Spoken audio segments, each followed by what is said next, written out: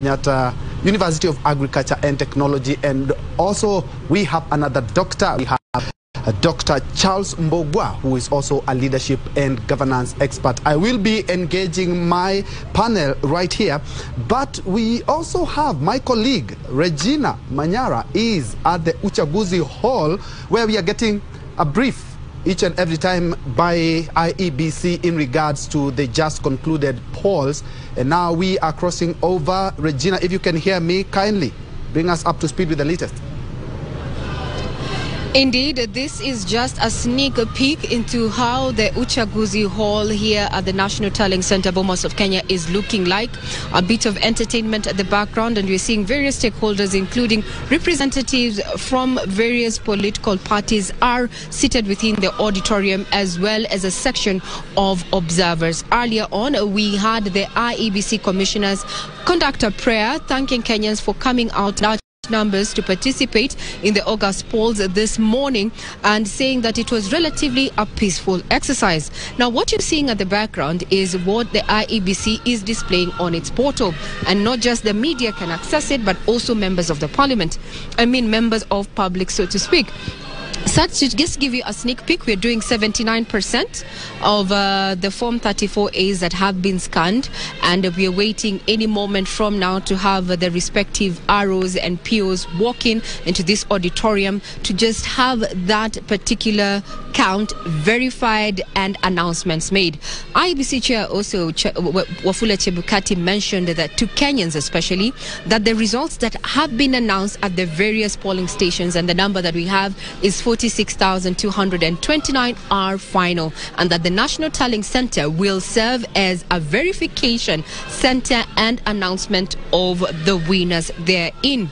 This is how we're looking like, with a majority of counties having ROs having already scanned their Form 34As. The list at 27%, at 25% is the diaspora vote, where out of 27 polling stations, only 7 have managed to scan their Form 34As. Maybe we think it's because of the different time codes there.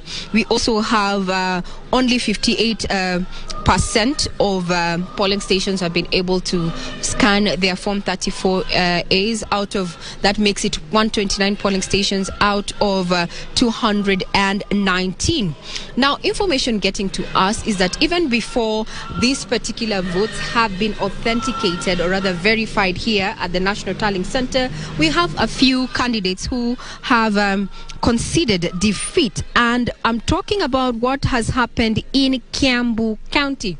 Now, Kiambu County happens to have among the top or rather the most numbers of voters after Nairobi. Nairobi having 3.4 million Kenyans who had expressed interest by registering as voters, 2.4 million. Kiambu has 1.2 million registered voters. And even before the Iebc gets to verify and announce the winners in the various seats, we understand that Member of Parliament Gatondo South Moses Kuria there of Chama Chakazi Party, who was eyeing the gubernatorial seat, has conceded defeat. Now back to you, Troy. Let's talk about the numbers vis-a-vis the voter turnout that we saw early this morning, with some of our reporters on ground indicating that the voter turnout was not as expected. Is this going to change the tide? Let's have that conversation. Over to you, Troy. Thank you so much, Regina Manyora. And perhaps to fortify what Iebc chair there talked about, is that the result at the tallying center will be the final results. And talking about tallying center, we are now joined by our very own Caro Njenga, who is at in Muranga. Actually, she is in Muranga at the county tallying center. Caro Njenga. Great. Good evening to Ben Njure. Exactly as you've said, we are coming live to you from Muranga town. We are at the County Tallying Center. This is Technology Primary School, where tallying of votes, that is the gubernatorial, the senatorial seat, and also the women rep seat, will be conducted. And just to give you a brief of what has been happening during the day, I have been traversing throughout Muranga County, and I've been bringing you pictures of various candidates that are vying for the gubernatorial, senatorial seat, women rep seat, as well as the MP seat here in this county. And just to give you incidences that happened during the day, there were reported cases in Manyora constituency per se, where the Kim's kit actually failed in a place called Kora, that is in Kamashari ward. There were other several incidences in various stations also there, which the county tallying center, or rather the county returning center, or rather officer rather, will tell me. There were also similar incidences in a place called Kiharu constituency, or that is something else the county returning officer will tell us. The county also witnessed a low voter turnout in the morning hours, but we saw this change during the afternoon, where we saw voter turnout actually go up. And we'll know how, in terms of percentage, what was the voter turnout here in this county. Also, most stations were closed by 5 p.m. and counting rather started immediately, but there were some incidences where maybe the polling stations was opened late in the hour, like it was late by about 30 or 40 minutes, and the Iebc officials, of course, allowed those, if it was late by 30 minutes, of course, they had to extend the time in the evening to allow voters to vote. Something else is that the counting of votes have now commenced, as I had earlier on said, and winners will be announced at their respective polling stations. That is for Member of Parliament, that is at the constituency level, and also for the member of the county assembly. Something else is that the presidential elections result will be relayed directly to where you are, that is Bomas of Kenya, and we'll get to know each polling station, what the presidential candidates have garnered here in Murang'a County. And now joining us is Saumu Omar Chilchil, who is a county returning officer, just to give us a brief and to tell us how the day has been, as well as to clarify some of the incidences that were witnessed in this county. Though the voting actually here was smooth, there was no incidences per se, but then again, the failure of the Kim's kit and also issues to do with network failure did aggravate some of, or rather did come out big here in Murang'a County. That is some of the stations. Now, Children, maybe you can join me here, and maybe you can start by sharing with us how the day was for all the IEBC officials. Today in Murang'a County, we started voting at 6 a.m. in the morning. We had a few stations that started late, and the POs, the presiding officers, were able to compensate the time that lost, since they started a little bit late. We have 1,189 registration centers, polling stations, and indeed there was a low voter turnout. We experienced a little delays in terms of the Kims, but this was due because some areas we had elderly who their biometrics were not able to be identified, and also for the tea picking zones, their biometrics are not very clear. Yes. So this was happening in which ward, if I may ask? It is in Manyora. We had a few polling stations, and mostly it's in Manyora and Kigumo. Okay. Yes. Apart from network failure and also the topography of the region, maybe what are some of the other challenges you experienced here in Murang'a County? I think overall we had planned well. The materials arrived on time. So in terms of the logistics, we were on point. The voter turnout is where we saw a slow pace, where the voters came in late. Most of them did not come very early. Probably they had other businesses to do first before coming to the polling stations. But overall, it's almost 60% an average. We are yet to get the full percentage for Murang'a County. Yes. So the areas that the Kim's kit failed, maybe what steps did you take as IEBC? There were only two where it failed and it was replaced immediately. One was the SD card that was replaced, and voting continued, and another one was replaced. The others were just where a machine was a bit slow but it didn't fail. What we did was we talked to the voters so that they were patient and be able to go the process, because we have the biometric identification, the alphanumeric identification, and also there's the validation with Kim's supervisor mode. Okay. Yes. Maybe from the constituency level and from the polling stations, maybe you can tell us whether there's some the tallying of votes. How far are you? By 8, most of our polling stations had closed and counting had started, because at 5 they closed, but there are a number of voters who are on the queue who are allowed to vote. So by 8, counting had started. As at a few hours ago, Gatanga had received the first presiding officer who has remitted his forms, and in Kiharu we had the prisons polling station submitted their results. Yeah. Okay. So we are hopeful that as the night goes, the POs will be submitting their results. Yeah. Okay. We can see there's no activity going on here at the County Tallying Center. Maybe you can tell us when do we see a beehive of activities right here at the county? First, we have to wait for the Constituency Tallying Center to tally the results for the 6 elections, and that means we are hoping that tomorrow, when all the presiding officers would have submitted their results to the Constituency Tallying Center, then the returning officers will come with the gubernatorial, senatorial, and county women representative results to our tallying center, and that is where we begin our results. Okay. Yes. Thank you so much. Thank you. Well, that has been Saumu Churchill. She is the county returning officer for Muranga County, as well as the manager for county elections at IEBC, talking to us about some of the hitches that were experienced during the day here in Muranga County, as well as the steps they took once some of these challenges they experienced here in this county. Ben Troy, maybe if you have anything you need to ask, you can go ahead. Yes, Carol, before you go, we are seeing 81% of Form 34A in Muranga County have already been submitted by the IEBC tallying.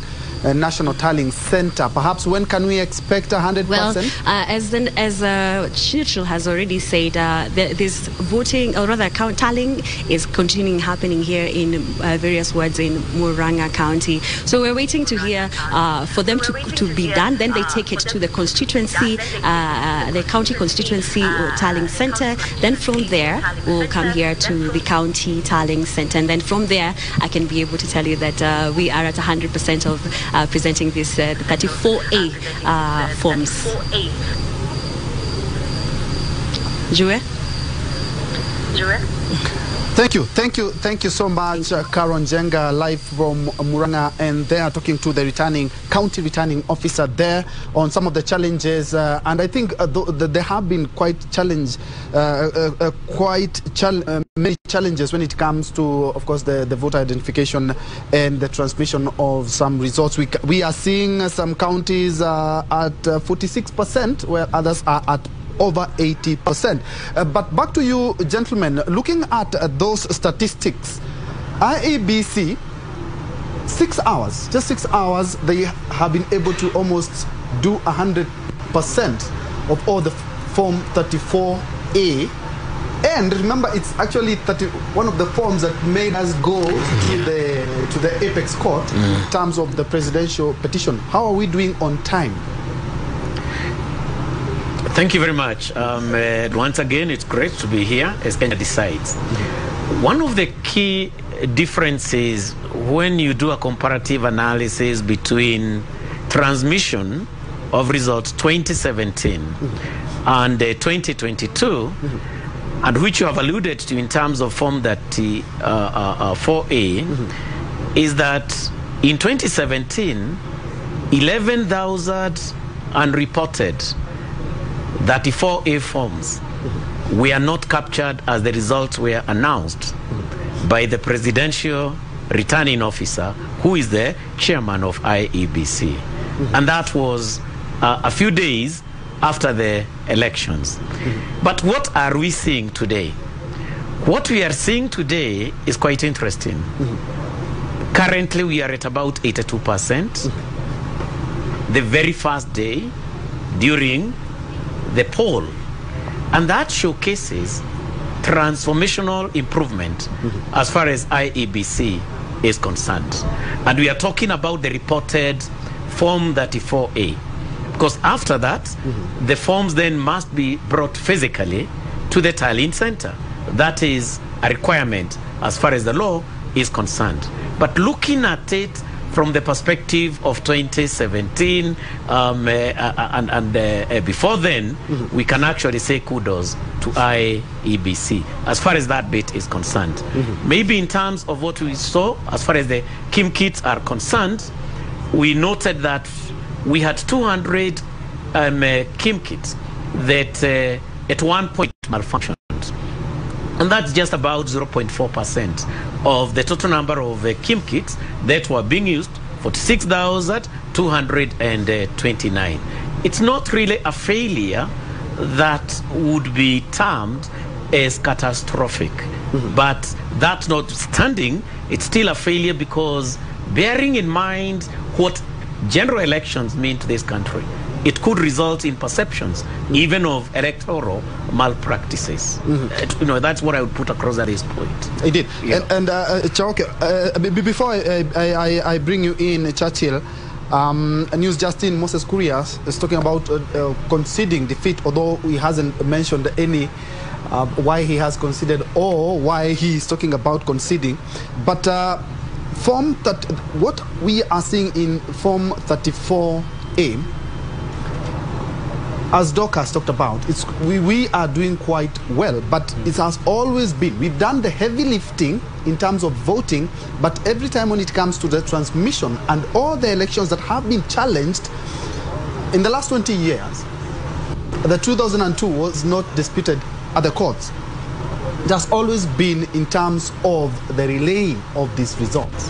Absolutely, because you see, every examinations must be evaluated, and it's at the point of the results that you evaluate the process of an election. You get to know what really is the will of the people. You know what is the opinion of the people about who they want to lead them. So that's why it draws a lot of interest. That is really expected, and you know, it has been then the interest of every stakeholder in the election to come up with mechanisms of ensuring that the process of transmission is lean, it's credible, it's reliable, and it's fast. And I think some of the things that the Commission and many other stakeholders around the election in this country have been trying to grapple with, because you know, people have already voted very well, and as you have alluded to, people have already voted, you know, peacefully, very peacefully, gone home, and you know, people are on their televisions watching the results. So it is at this stage that we cannot afford to, for purposes of the security of the nation, we cannot afford to mess up. And this is now where the technology come in very handy to make the process very lean. And you know, the whole question about trust is very important in such a process. And technology is something that does not know people. It only does what it has been instructed to do. So if the people who are around the technology are trustworthy enough, then it means that it gives that process the credibility it deserves, that then builds the confidence into the Commission. So the fact that within a time frame of about 6 hours, we've been able to get this number of results being relayed at the tallying center is actually an advantage. It's part of building that trust. And you know, the key thing now that will be coming is, if the results that are going to come are those that the same results that are reflected on the ground. And I think that is why the chairman indicated that the forms that are within the portal will have to be verified by the physical forms first, because they are trying to seal the loopholes that existed in the 2017 elections. Indeed. And looking at what we witnessed today, the failure of some Kim's kits and the use of the manual voter register. Looking at Thursday, the High Court did talk about the use of the manual voter register in tandem with the biometrics. Yesterday, that is yesterday, because of course we are on Wednesday now. On Monday, the Court of Appeal talked about, yeah, let it be there, not the first, not going to be used as the first resort, but let it be there. But we've seen today we have used it. What does that mean? And could we expect that to be challenged? Because we already have 2 court orders as well in terms of how the electronics today failed in some instances, and we want a credible election. A good one. We are coming from a very difficult past, and the changes you have seen, including the adoption of relevant technology, was informed by commissions, for example.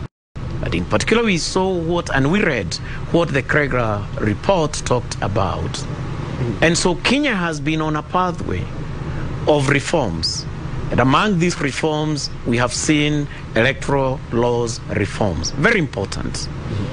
And so the hierarchical component that the Supreme Court pronounced itself on was very important. And may we not forget that what we have seen today is courtesy of the ruling by the Supreme Court and fidelity of Iebc to a certain extent to the Kenyan people and to the Kenyan law. So what then do we have? Justice Mugure pronounced herself, the High Court, stating that the two should be used together. That is the KIMS kit and the manual register. But one of the coalitions went to court, did an appeal, and a ruling which you have alluded to was then delivered. And then it gave a hierarchical order. Number 1, we must pick on the KIMS kit. Number 2, alphanumeric, and then numeric. Then number 3, we have got the manual register. The question we need to ask ourselves is this: after that ruling was done, how quickly did Iebc adopt it as a lesson to the clerks who are out there, the returning officers who are out there, the presiding officers who are out there? Was any simulation done, despite earlier training, to bring them quick to speed in terms of what that hierarchical approach to the poll in terms of identification and voting are concerned? We know not whether that was done, but that would have been good. But then let's go back to asking ourselves, if then the manual register was used and the alphanumeric was not tested, although the KIM kits failed, was the end in regards to what we did justified? When you keep Kenyans in anxiety in this kind of a highly contested transition general election, you might start catalyzing mistrust, which Dr. Churchill has just talked about. This mistrust plus the anxiety can find narratives, propaganda and disinformation to the extent that there is rigging. And this is enough to reach a point at a crescendo where some of our politicians and some of the idle minds and some of the followers would then take the law into their hands. So to that extent, then quickly moving to go to the manual register was important, on condition that that process, number 1, is verifiable, transparent, because that's core, secure in terms of how it was done, among other perspectives that were a requirement as far as that complementary system is concerned. A DEBATE has been accepted in our laws. Then saying then that it reaches a threshold for what would be termed as litigation may have to wait in one way or the other. But bearing in mind the sensitivity of this and the fidelity of that manual register, because it is generated from the KIMS kit, then that decision by Iebc at that point was timely and were responding to an item, a complexity that may have taken us to our situation, in my view. Churchill, you also want to add a voice on that. Could that be opening avenues for legal redress? Well, you know, when you look at it from the perspective of uniformity of processes, then it could be, because now it depends on how somebody looks at it. And I think there is one issue that arose during the press, which and this was a question of, you know, when you are undertaking this kind of a national exercise, then whatever is done in Kakuma in the north needs to be done down in the coast, in south coast and west of Kenya and east of Kenya. The process needs to be extremely uniform. So the issues that are rising about heterogeneity of processes is something that could be raised, you know, and, you know, somebody says that, you know, well, the court had given direction as to how this was to be done. But because miscommunication and lack of proper structured communication to the people who were supposed to implement this, it resulted into variations in the implementation across the country. Then in that case, if somebody has evidence, he can raise litigation. Yes. Doc, yes, the election mistrust that we always had in Kenya comes in when we have to transmit the results. We vote very peacefully without any queries, just a few hitches here and there, just like today, but when it comes to the transmission. So IEBC this time around said that media and even the political parties, if they want, they can follow up. They will have the Form 34As and they will ensure that they have their own tallying as well, but they're not supposed to declare, just to show you how credible they want these elections to be. And IEBC chair today also reminded in the last, around an hour ago, reminded that you can only tally, but you cannot declare these results. Interesting. Again, an organization that lacks a culture of continuous learning and unlearning is bound to face extinction. But we've seen IEBC adopt, to a great extent, a culture of learning. Number two, it has adopted a culture of being a keynote listener. It's able to listen. It listened to the Supreme Court then. It listened to the High Court. It listened to the Court of Appeal. And so it also listened, number one, to the heartbeat of Kenyans. How do we vote? But we cannot tell who truly won. Because in the course of transmission, one or two unethical practices result in disenfranchisement of the electorate. So bearing in mind those bases of what I want now to put across, you realize that IEBC identified the role of building trustworthy relationships. With whom? With all the stakeholders, the electorate, the political class, and of course that includes all those who are vying for diverse seats, the media, so that during that complex process of transmission, we are not waiting only for IEBC. We are all in the first place having a system of homogeneity, as Doc has said, where we are tapping all these results from one common source. Who is the source?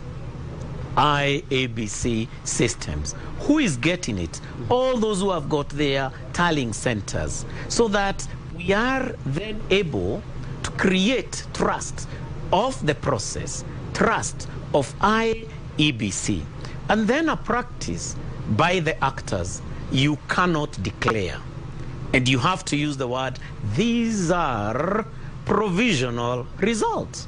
So that then removed the suspicions that shrouded what would be termed as the transmission.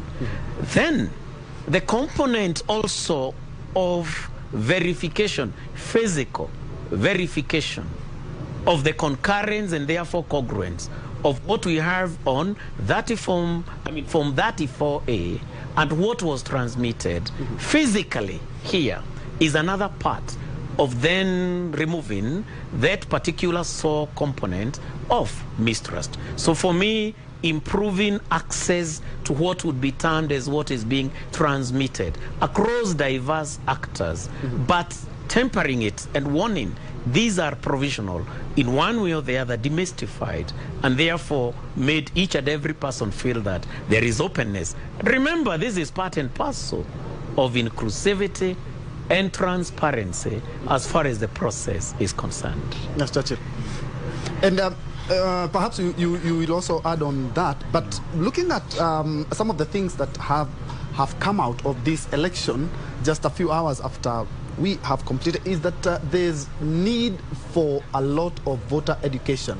Somebody who was 8 years ago, who was 8 years old when Uhuru was taking government, today was voting, right? And in the next 5 years, somebody who is 13 years will be eligible to vote. But looking at all the agencies tasked with ensuring that there is democracy in the country, Iebc included, what can you say in regards to civic and voter education? It's a nice question, yeah. Ben. You know, the question we must really ask ourselves as to whether the first time has really voted. I think it's one of the... Wow, that's a good question. Where the first timers? Because you see, when I looked at this election, I found the voices of the young people not really strong. They apparently, in many polling stations, the ages between 18 to 28 there was really minimal and insignificant. It is something really to reflect after the elections are over as to what could be happening, and with that demographic section of our country. But then the question is about, and I think this one you'd also had discussed with Doc just on the sidelines, about civic education, as you say. You know, for a long time, and this is not just happening in this election, the issues around civic education has always been left on the hands of the politicians to run with. That, you know what, this is your election. You are the one who is seeking votes. Go and mobilize your supporters to come and vote. And that's the wrong thinking. The thing should be that how can we be able to institutionalize the mind of a Kenyan to get to know that voting is a civic duty that should be driven by you and not the politician. The politician should only come to try to sway you on which direction to vote, and not for on you. the electoral process. Not on the electoral process. And I think this is a point where we have had a missing link, and the electoral commission and the election agencies sort of have left it that, you know what, our role is to create the electoral process in terms of having a way in which people can vote, and that's it. Whether they come to vote or not is not our business. And we ask a very simple but very moral question. If you have 22 million people who are registered voters, and out of the 22 million people, only 500,000 come to vote, you're still going to have a winner. But how legitimate is that winner in terms of forming a government that is well acceptable by the populace? So it creates a governance moral question. And I think this is something that really needs to be discussed. And, you know, the commission really needs to adopt mechanisms of progressively finding ways of engraving the question of civic education within the election process. And perhaps you can add on that, because out of the 22.1 million, the youth were 3.84, around 4 million of the 22 million, yet they form bulk of the population. But first of all, hold the thought. Just first of all, cross over to Ruth Wamboi, who is currently on standby to give us a latest. All right, my director informs me that she is still not ready, but as she gets ready, perhaps you can dig in that. And also, IEBC, we have seen IEBC have advertisement posters on the electoral process. Have they exhausted? Have they reached to everyone? Because, of course, we have people with disabilities as well. And the voter simulation exercise. It should have started long time ago, because we talk about the election being a process and not an event. Doc. Indeed. And thank you very much, Doc, for bringing on board that component. Number one, that is pointing to a systemic weakness of governance, which we need to address, and which you are now digging deeper as you put across that line of conversation. One, socializing a people, and therefore a nation, to have certain practices and beliefs. Number one is an outcome of the various avenues of learning. A critical avenue of socializing a people to adopt, to practice a desirable culture are our learning institutions. And if you look at the role of schools and the goals of education in Kenya, you realize that there is a component of leadership, critical thinking, decision making. And if those are part and parcel of what we have in CBC, what we have in our tertiary institutions, so is voting. It is a process involving critical thinking. And if indeed we are to sanitize a perspective of exploiting our youth during electioneering periods, then it means we need to have a whole of government and a whole of society approach where schools, public, private, become ecosystems through which we nurture civic education skills. Why? Because where you schooled, there might have been a title, or even Churchill schools, head boy, head girl, or senator, governor, such kind of titles. Look at how we reach towards such a person today. Most schools are able to reach a point whereby they either select or elect.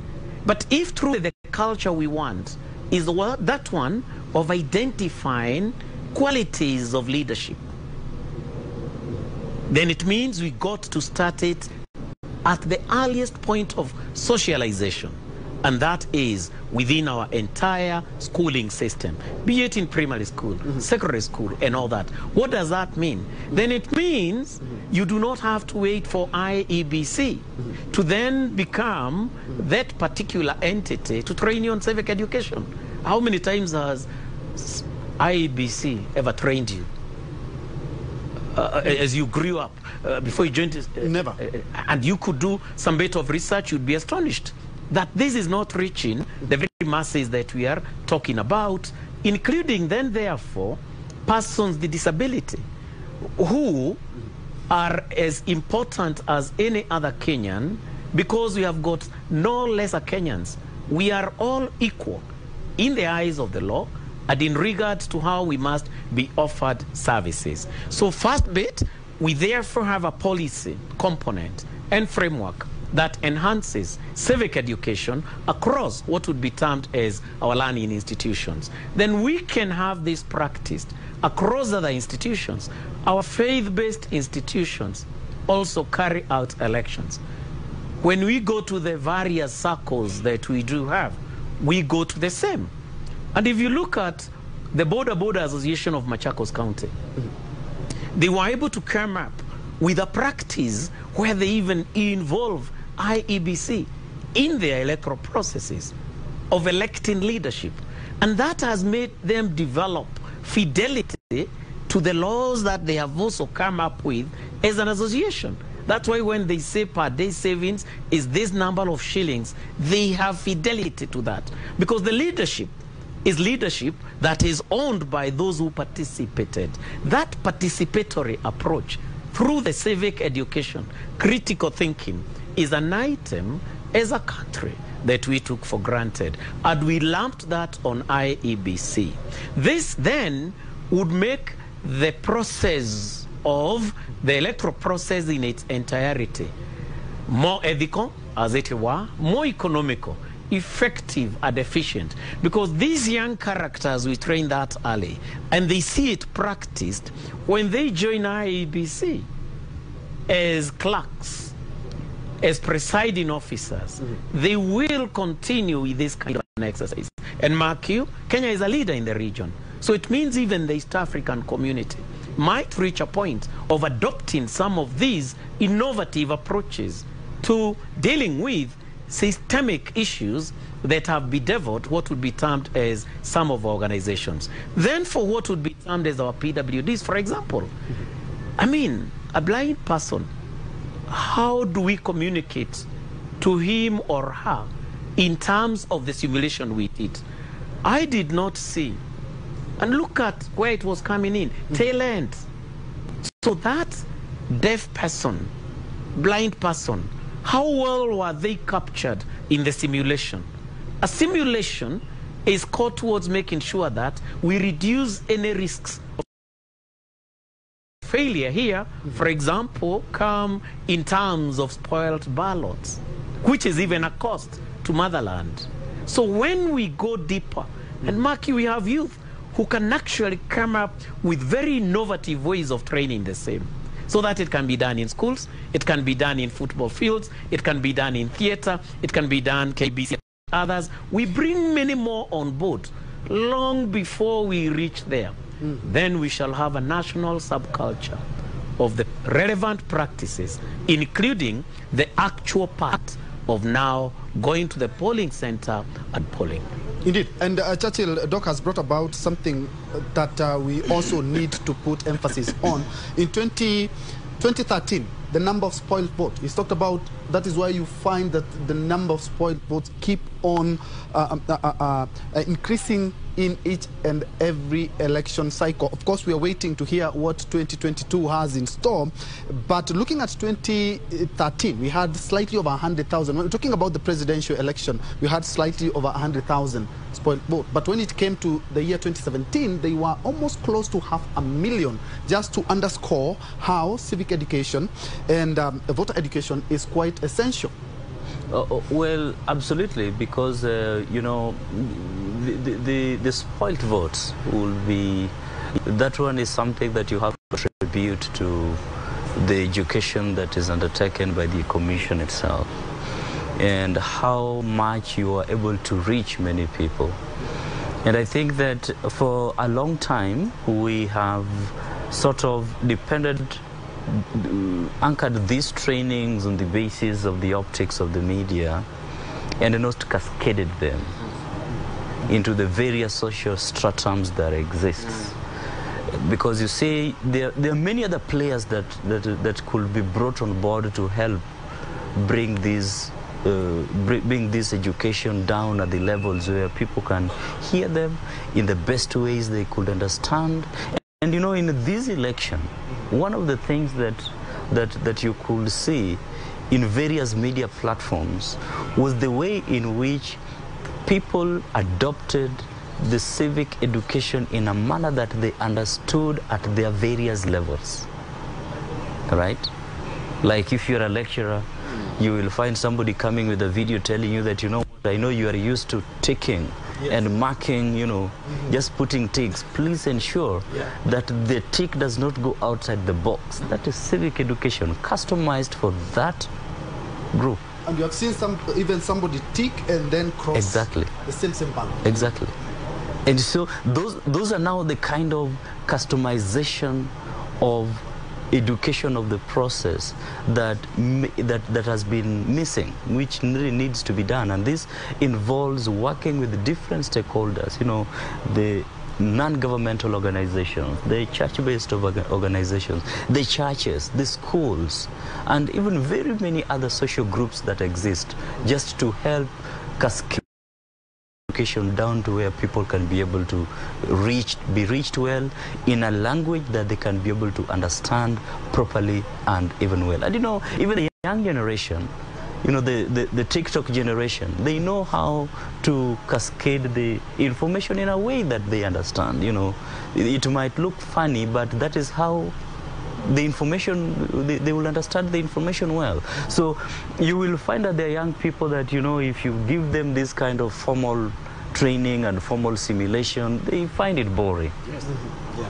So you need to find something that will entice them, something that will make them feel that, you know, I want to see how this is done. And in the long run, you end up reaching as many people as possible. And then the other thing that is important is that these processes, they should not differ so much in every election. Of course, there is always the question of perfection, you know, perfecting the process.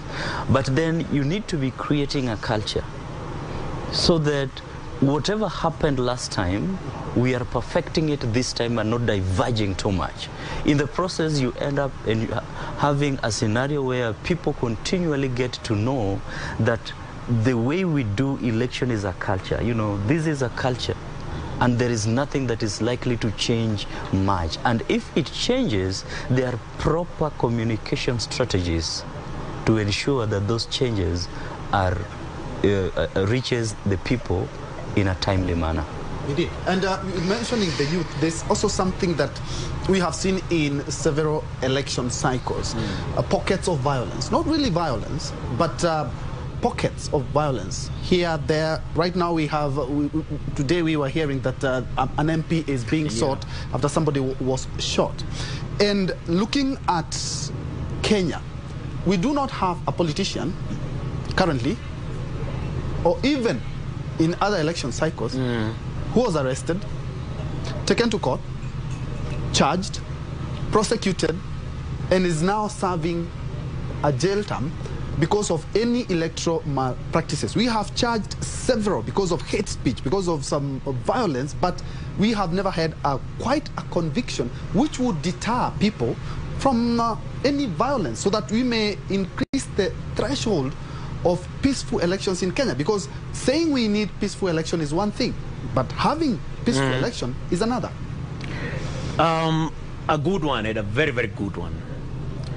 If you go to one of the ethnic groups in Kenya that does bullfighting, they know that bulls fight, but they also know that to control a bull, there is a particular part where you should hold it. And more often than not, if you look at even matadors, you'll note that you hold the bull by its horns. Then you are able to control it. For quite some bit of time, we've been shy. We have been unable to have the value of equality applied, so that the way you deal with that 18-year-old who stole some 5,000, and the judicial system and our criminal justice system, the process is such that within some 6 months the guy is in jail or maybe acquitted due to lack of evidence. We have got a preferential treatment that kind of pampers our politicians when it comes to our criminal justice system. And that's quite obvious. So it means that as a nation, having reached a point where today we have got one politician being sought for, one had been held for some time by police in Mombasa City County, and in the same city county, 2 members from Mvita constituency, we also suffered the same due to violence. It means that we are taking a step ahead. But remember, we have got different actors. We have got police, Kenya Police Service. They will apprehend. DCI the Directorate of Criminal Investigation will investigate. Then the Office of the Director of Public Prosecution will prosecute. And then we have got our courts, which have got a critical role to play in either convicting and consequently jailing or acquitting. And then we have got our correctional centers. Very rarely will our politicians ever go beyond a certain particular point. So if then we can bite the bullet as part of the desired transformational leadership in serving justice, it would mean that that character who is said to have shot a fellow Kenyan should go through that. But then we must go through a change, members.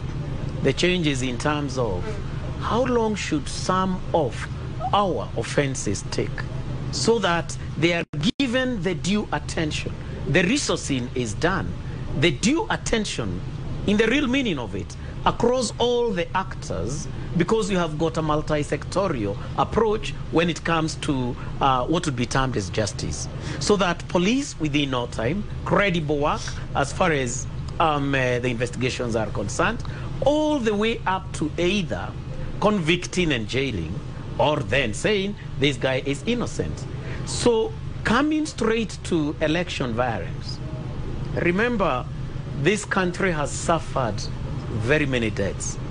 Their families still traumatized to date, displaced from their own legally and rightfully owned lands.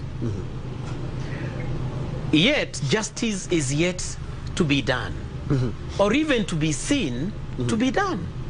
So to do away with something close to political violent extremism, we must act and act across each and every one of the actors. And IEBC has a responsibility also to blacklist some of these characters, depending on how it could now come up with a directive or an approach to the same. Indeed, and Dr. Saoki, I'm going to give you an opportunity to respond to that, but first let's cross over to Narok, where we have our reporter Ruth Wamboi on standby to give us the latest from Narok County. Ruth, over to you. From the Bomas of Kenya. It's a chilly evening here in the land of Ma, but we are trying to brace over and make sure that our viewers get up to date with the latest from this vast county of Maasai community. And it has been a very busy day for us here. We have tried to traverse this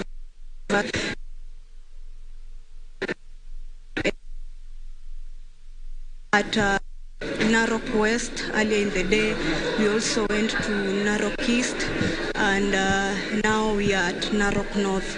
And the exercise has not had a very good turnout in most of the places that we visited, but now we will await to see how it will transfer into numbers after the tallying here.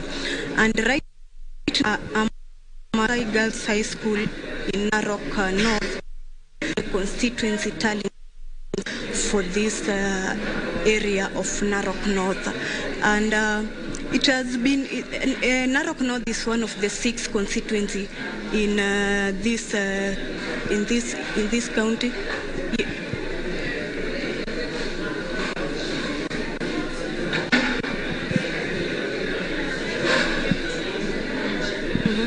Clearly hear you.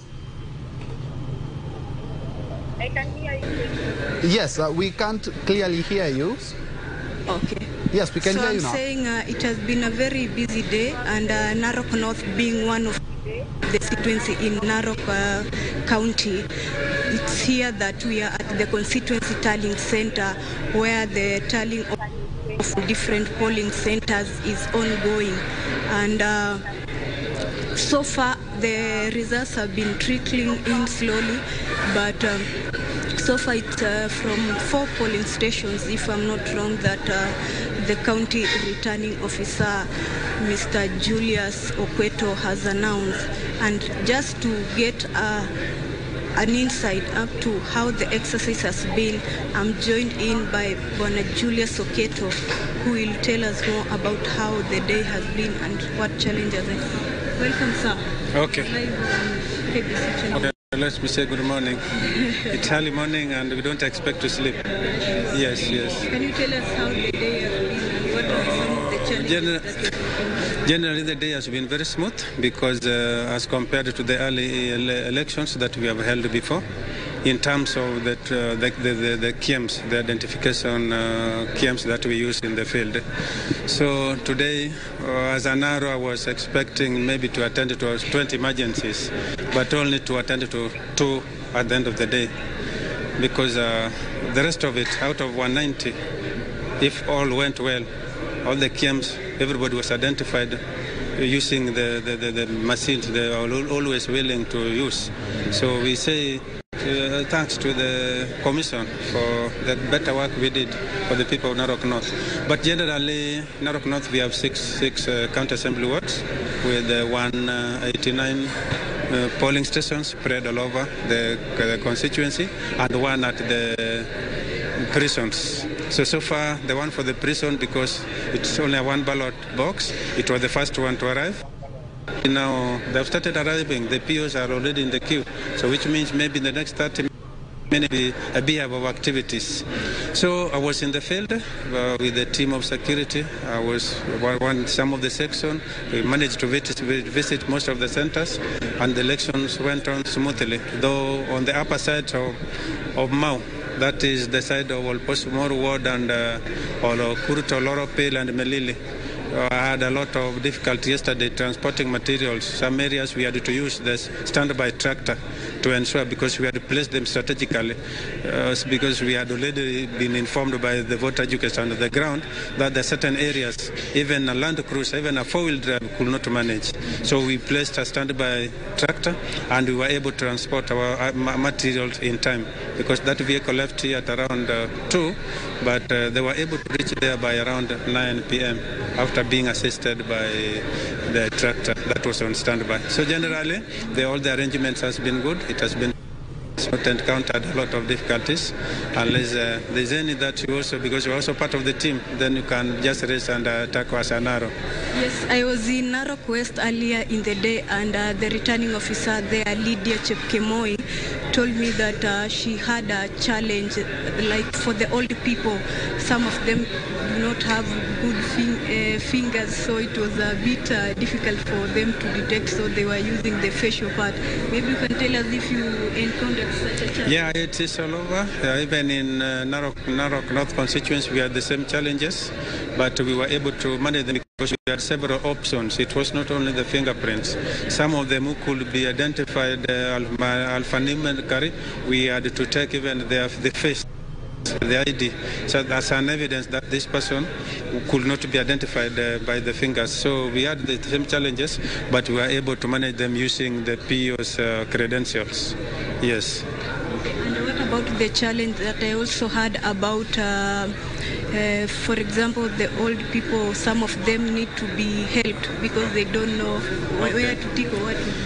Okay, now for the commission, now let me talk maybe on behalf, little though I'm not supposed to talk on behalf of the commission, but because we were taken for the training, and thereafter we trained, including that old guy, that old woman down there was aware of what was going to happen in the polling room, because we had trained, we had voter educators on the ground telling them, the voter assisted, how they will get assisted at the polling station.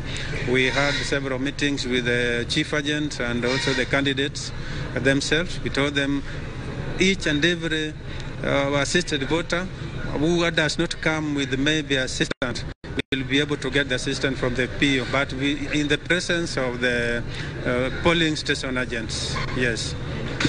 Now tell us about the numbers.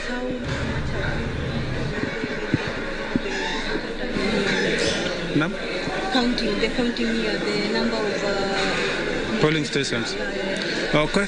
So far I've received less than 10 polling stations, but I expect, because I can see now they are coming one after the other, so I expect to have maybe several of them after this.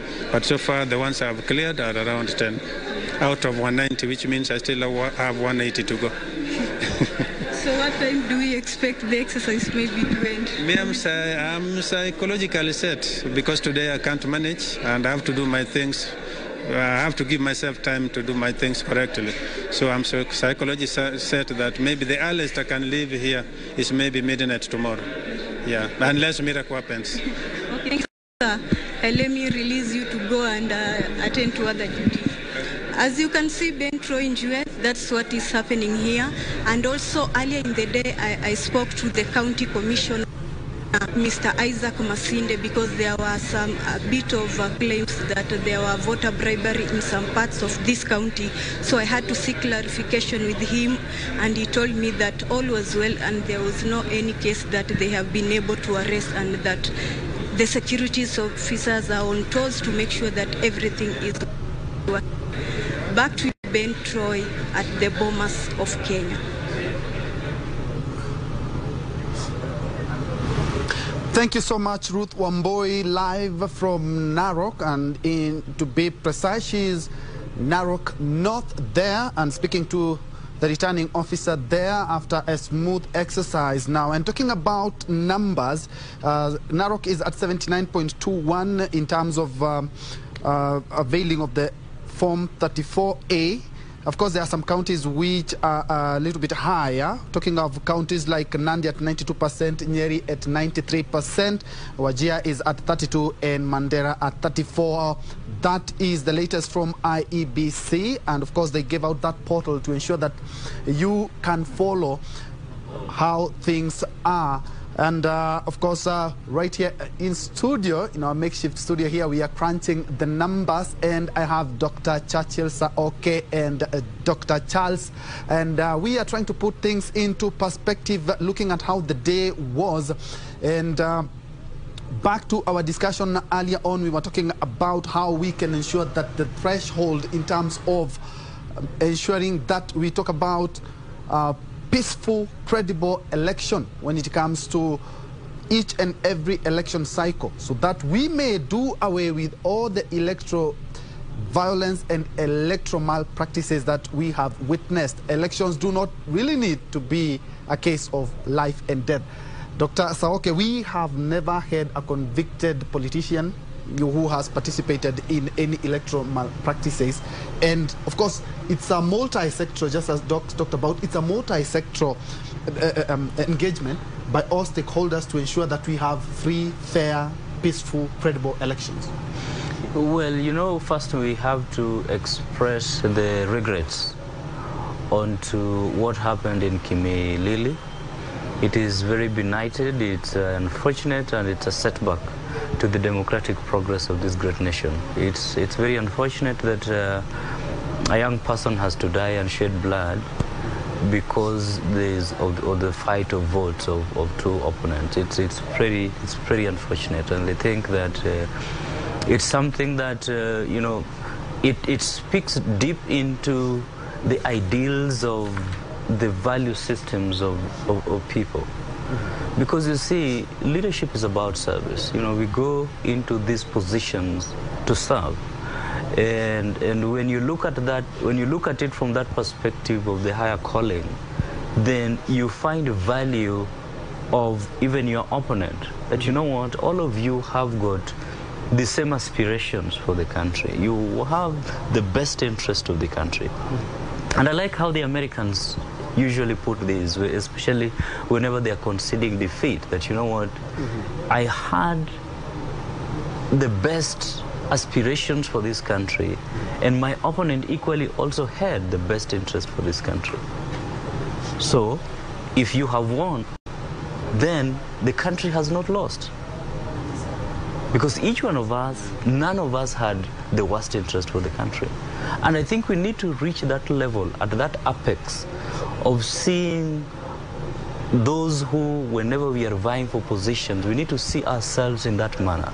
So that in as much as this becomes a competition, we see the end in terms of the service to people, the service to humanity, the service to our country.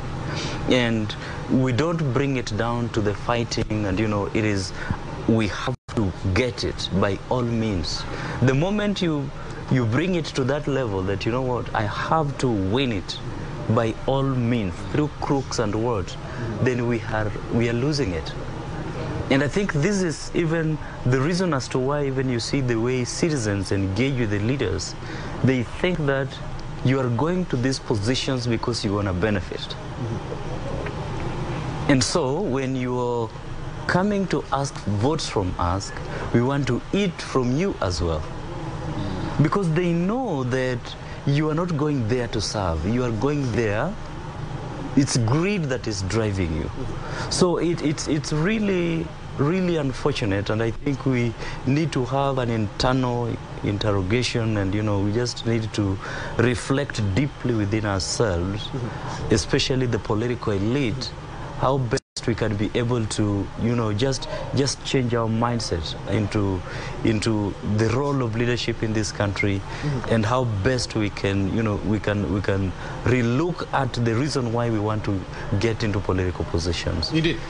Doc, you guys are going to bear with me and of course agree with me, because our democracy is quite young, and crunching the numbers themselves, 6 ballot papers in a single day, and expecting that it will be 100 cars, we have an election day on a different day. This will ease the logistical nightmares that IEBC has to contend with every 5 years. And also, we have seen, if I am valid, you will see Saoke having a small photo of me there to boost his chances, which of course is not quite a democracy. And in most third world countries or developing countries, we see that politics are a little bit more on the more on tribal basis and regional imbalances. Doc. Interesting, and that's an item that many stakeholders have asked about, particularly bearing in mind that at times it's good to cross over our borders and ask what is the best practice out there. Then it's always good to contextualize those practices to ourselves. IEBC has had good improvement, because there are key areas where we could say, seriously speaking, from a comparative analysis perspective, this is kudos. From the bottom of our hearts as Kenyans, we must learn to say where we've done well, we've done well. But equally, an item that is in the Vision 2030 is good to look at. Because our Vision 2030 looked at socio, political, and economic pillars. To have a credible election like what we are having had some basic minimums that must be there.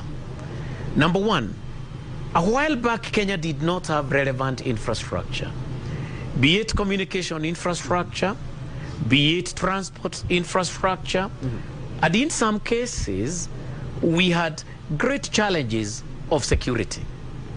So the safety and security of those who are voting, the materials, the voting premises, and even those who are carrying out that process from IEBC was threatened.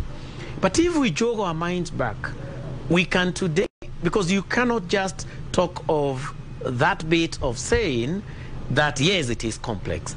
Are there improvements in standards, in infrastructure, in how we are carrying ourselves as a nation that could quickly, in one way or the other, mitigate the complexities that IEBC is facing? For example, today we are able to transport via air, so we airlift. Number two, we have got enhanced security systems so that the fear one would have, because he or she is in, is along the border, Lafe in Mandera, or Mpeketoni in Lamu, those persons are assured of security. They are able to vote. So in the first place, we have the framework that is already there.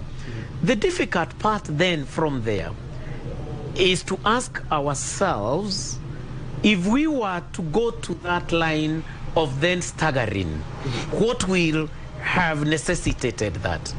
And for us to change it, does it mean then that we need some constitutional changes or amendments of our electoral act? These become very important perspectives for us to factor in. But look at our population. You know, we've started the journey towards 60 million, because when you reach 50, you are headed to 60. Are we brave enough as a motherland to go back to our institutions of learning, our private sector, our public sector, our public service, to actually innovate? May be the same, done in a day, but leveraging on emerging standards, emerging technology, and the values, as Dr. has said, that we should inculcate in ourselves. Because where there are values, then even their ability to adapt systems, processes, change in an ethical manner is better than where you'd be having a scenario where you do not have values. Okay. So it's a question that has the law deep within it, an interesting onion. It has got emerging practices. It has got the development that we have already, brought on board as a nation. All these then will need to be brought on board. Because again, the cost of staggering would need to be worked out. But if it was to deliver standards that are then better in terms of outcomes and how trustworthy the outcomes would be, so be it. But as of now, Kenya might be dealing, your daughter who might be, maybe might be voting in 2027, yes. God willing, yes. Might be one critical actor who might offer ideas, because a nation should never forget that within its youth are critical ideas, nice ones, that when we have an open system of governance across all institutions, we can tap and we can come up with a homegrown solution like we did with M-Pesa. We are equal to that task. And most probably, then the rest of Africa would have to borrow. And when it's patented as a Kenyan product, you never know, it could be a great boost to the status of this country within the League of Nations. Okay. That is the journey I would like to challenge Kenyans, right from Iebc, Jomo Kenyatta University of Agriculture and Technology, the University of Nairobi, our TVETs, you and I, among other entities, to come on board from an inclusive participatory approach and ask ourselves, why can't we then do it better than we are doing it? Doc, you can wrap it up on that note. Well, it's for me, I would say that integrity can be expensive, but it can also be very cheap. When you have high moral ethics and high moral values, it makes things be very, very easy and very cost-effective. And you might find that even today, it might not even necessitate the staggering of the elections. Because one of the things that we are grappling with today, why we have even to deal with this business of, seeking all the technologies from outside this country and, just even putting our sovereignty out there, it's because of integrity issues. And if we can handle this integrity question at the individual level, then all these processes become very at all cadre, and not just even within the electoral process, but even all other sectors and all other processes that involve that will involve possibility of you being compromised ethically. Indeed. Thank you so much, gentlemen, for your insight. And of course, on a lighter note, thanks, Doc, for reminding me I'm getting old. In 5 years, my daughter will be voting. But indeed, thank you so much for watching.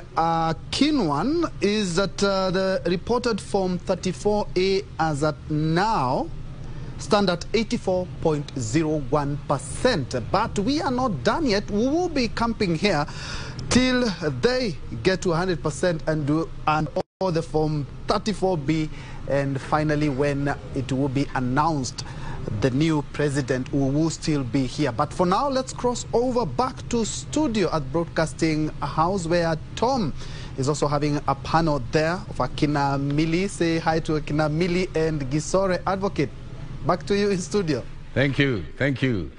Thank you, Ben Troy Njue, and a good job you have done there. And by the way, Troy explained to me how he ended up getting the name Troy, and it has something to do with I just want to use that to ask my final question, something that politicians are very good at. You know, you make a promise, and I don't know whether there are any legal consequences to it. I know that if you don't deliver on the promises, there is the recall clause. Yes, there but is. I've always wondered, and this is something that I've always wanted to ask, that when you're pitching during the campaign and you're making promises, and you fall short of those promises, on the basis of the fact that there is some sense of a social contract that you have with the people, and we all know what the preamble says, yeah? Are there any legal options? Number one. And number two, and I want to start with you as we wind down, the question of youth. It is said that, you know, leadership is held in trust, okay? But we looked at registration, the turnout was not as impressive. And that has spilled over. And we are hearing candidates saying, even the voter turnout, we were having trouble. And that at the base of the social pyramid, it is the youth, okay? Because at the top of the pyramid, our demographic is diminishing. The one that's expanding is the one at the base of the social pyramid. So is there a disconnect between the youth and the larger society as we wind down? Yeah, thank you very much for having me. And as I wind up, I think that one of the things that has become quite clear is the fact that youth have been socialized a lot more differently than I think the cadre of people or persons we have in the country who are older. And I say this because youth, I remind them, and they seem to be stumped by that I was also once a youth. And we went through the same things and we did things differently. But they seem to have been socialized to look at things a lot more differently. And people say it is the quick fix society. You know, we grew up at a time when it took longer to get gratification. They're getting their gratification instant, so they expect everything instant. And I think that has impacted on everything. I was talking to some of the monitors on the ground today, and they were telling me that you could not go and vote in the elderly queue because the queues were all elderly, you know. So having that special queue for the elderly was not making any sense because almost all the voters were elderly persons. Which meant that the youth in the rural areas were not turning out to vote as well, leave alone the youth in the urban areas. And that is because they do not see the value of repeat following a leader for a number of elections to see whether in the end you will be gratified with what you get. Look at a leader like Kibutha Kibwana, for example. He has lost elections, he has been in, he has been out, people who stayed faithful with him, and eventually he came back and is celebrated as one of the great governors for the 10 years that he has been governor. He is now going out. At one point, when he said he wanted to make a presidential bid, people thought it may not be a very serious bid, you know, because people thought he was not ready, despite what they had said. So for those who believe that he is the best president Kenya is yet to have, they would still have to walk with him in the journey for years to come before they can see the benefit of that. And I think this is something that the youth will learn with time. Now, when it comes to relating that to the law, we know that there's a recall clause. But remember that the legislators, who are the ones who craft the law, were very careful to ensure that in the first 2 years, according to the law, in the first 2 years, because it says 24 months of their coming into office, you cannot vote them out, because you must give them time to see whether the promise is being fulfilled or not. And you cannot vote them out on the last year. So you only have year 3 and year 4 to vote them out. And normally we know our court processes take a very long time. So it becomes very difficult to effect something within the year 3 or 4. By the time you're going through the court process, the 5 years are over. So the recall clause has become almost redundant, so to speak. People feel that they cannot use it. It may not be able to apply. And that's very frustrating for many people. But we see that then it reflects in the elections. That is why most of the time you find that 60 to 70% of the legislators do not return. And that is why I remember even in the before we went to the elections, people were wondering when some of the political parties decided to give direct tickets to sitting members. Because people are saying, if traditionally 70% don't come, then what are you trying to say? So it will be very interesting for me to see how that translates as the numbers come in. As the numbers come in. Yes. Wakili, as the numbers come in. And she has brought the aspect of instant gratification. You know, instant coffee, instant results. I even remember, I don't know whether it was one of my nieces who said that she worked somewhere for 8 months. And when she resigned, she said, you know, I feel I've not made any impact. Yes. So do you get a sense that there's a generation that was raised for patience, but now we have a generation that is been raised for speed? Yes. So if it doesn't happen now, it must happen right now. Yes. And how do we navigate that? I think we're in the tricky place as Kenya, or not only Kenya, as the world, because there seems, especially if you look at the demographics, as we have said, we do have, in the rallies you could see quite a number of people who are mostly youth, but now when in the queues of voting, you could actually not see these people, because they are out for the instant gratification. They want to be there, they want to take a selfie, they want to associate with the person who is who is holding the mic, they want to dance to some music, and that is it. But telling them to go queue and vote, that is another business. They say we don't have a contract with that. Then there's that aspect of the Kenyan youth believing that these leaders are not for me because they have not worked for me. And why should I go vote for them? Because that's been one thing over and over. When stories of members of parliament go take like 10,000 in the washroom and then they vote on a bill or water down a bill, those are statements which get to the youth and they get to process them differently as opposed to the elderly. You see, the elderly are patient that there is that one time we're going to get the right person to do something. But these people, the youth, they're like, if he's not doing it now, he's not going to do it any other time. We just need something different. This thing is not working for us. So most probably, we're having a demographic where young people have already signed off. They have already signed off from the discourse of politics. They're just out to have fun. They're just out to live a day at a time. This is a generation, remember, where there is Twitter space. There is things to do with you upload something on the social media and you become a sensation. That is why when Wajakoya was coming, it was a sensation because he was talking different things. And that's why now the numbers of Wajakoya are non-existent because he had this gratification from this instant gratification people who don't go vote. But you know, we can't say they're non-existent because they exist, yes, but the final. But the numbers don't exist. The numbers we are seeing, they don't exist. The numbers we are seeing, they don't exist. So I think as a nation we need, or as IEBC and the nation at large, we need to start rethinking how do we capture the souls, the minds of these people. What is it that we can do differently? IEBC in the marketing strategies or the campaign or sensitization they have been doing, I think they've not thought of the youth. That is one thing. There is the aspect of youth also going to the election. Pretty much the youth now are actually on phone. If you can't catch them on phone, forget it.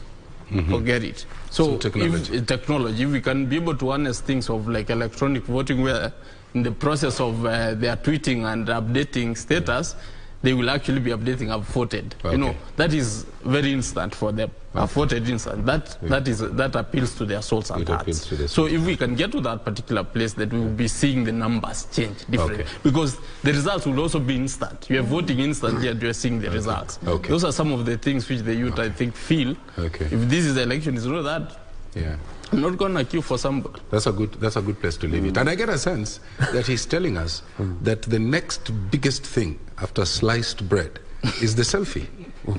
And it's so important to them. So I want you to speak to what he has just said as you finalize, and also tell us, there is something I've noticed about spoiled votes. The number is very, very low.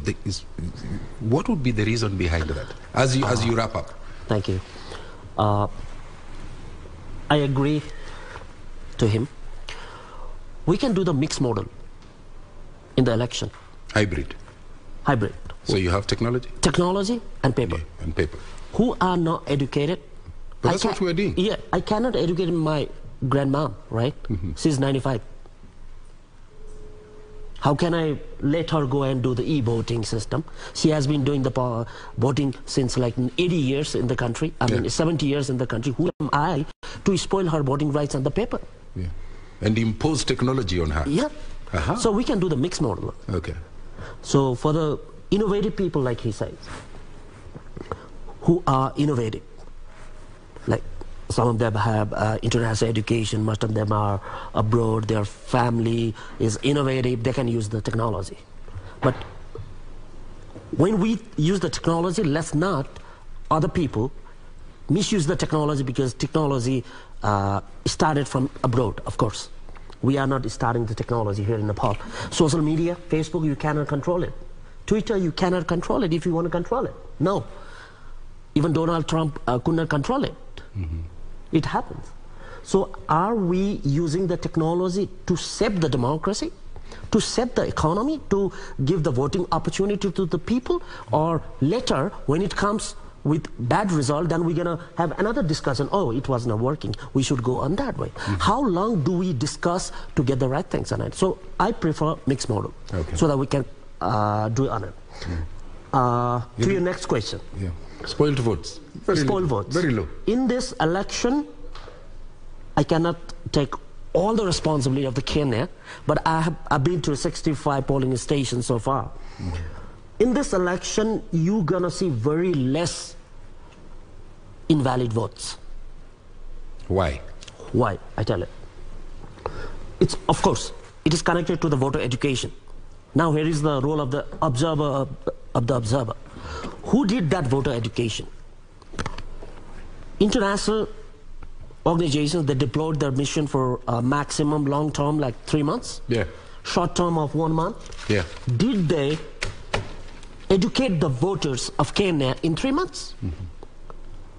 Were they the main player? We have to have one part. Another part, did IBEC play the role to decrease the invalid votes? So we have to compare on that. Whether IBC use that technology or use that innovation to reduce the invalid votes, but end of the day, other observers can take the advantage of it. Hey, we did it. So we can compare their observation in other country, whether they really decrease the vote in other country as well.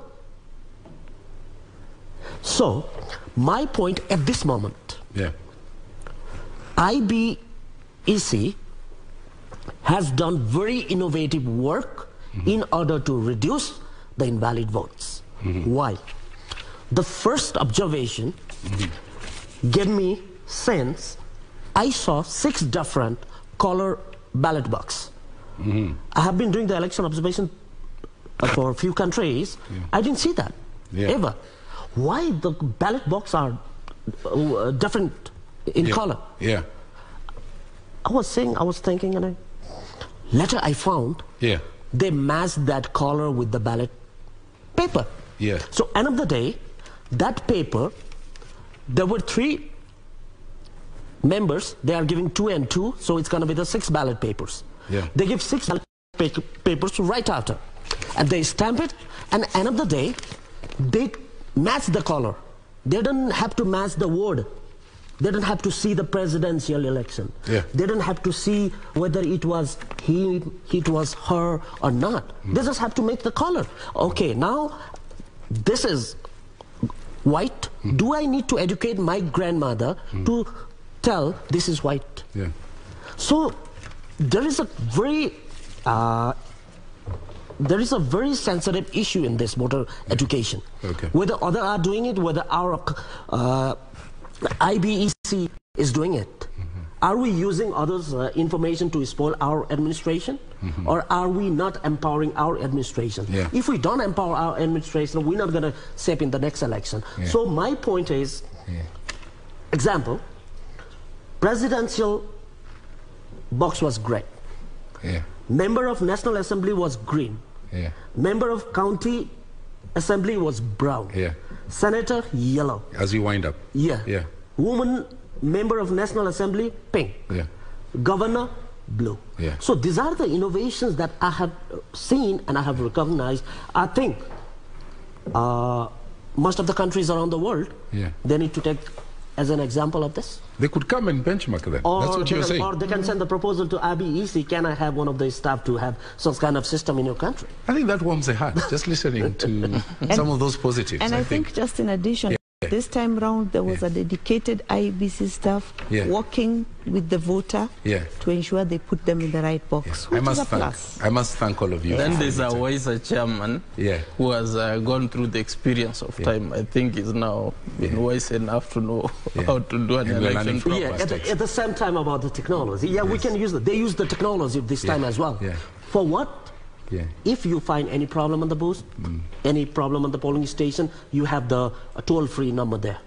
You can immediately call there, hey, we are having such problem. And there is the station in the Bomas Center.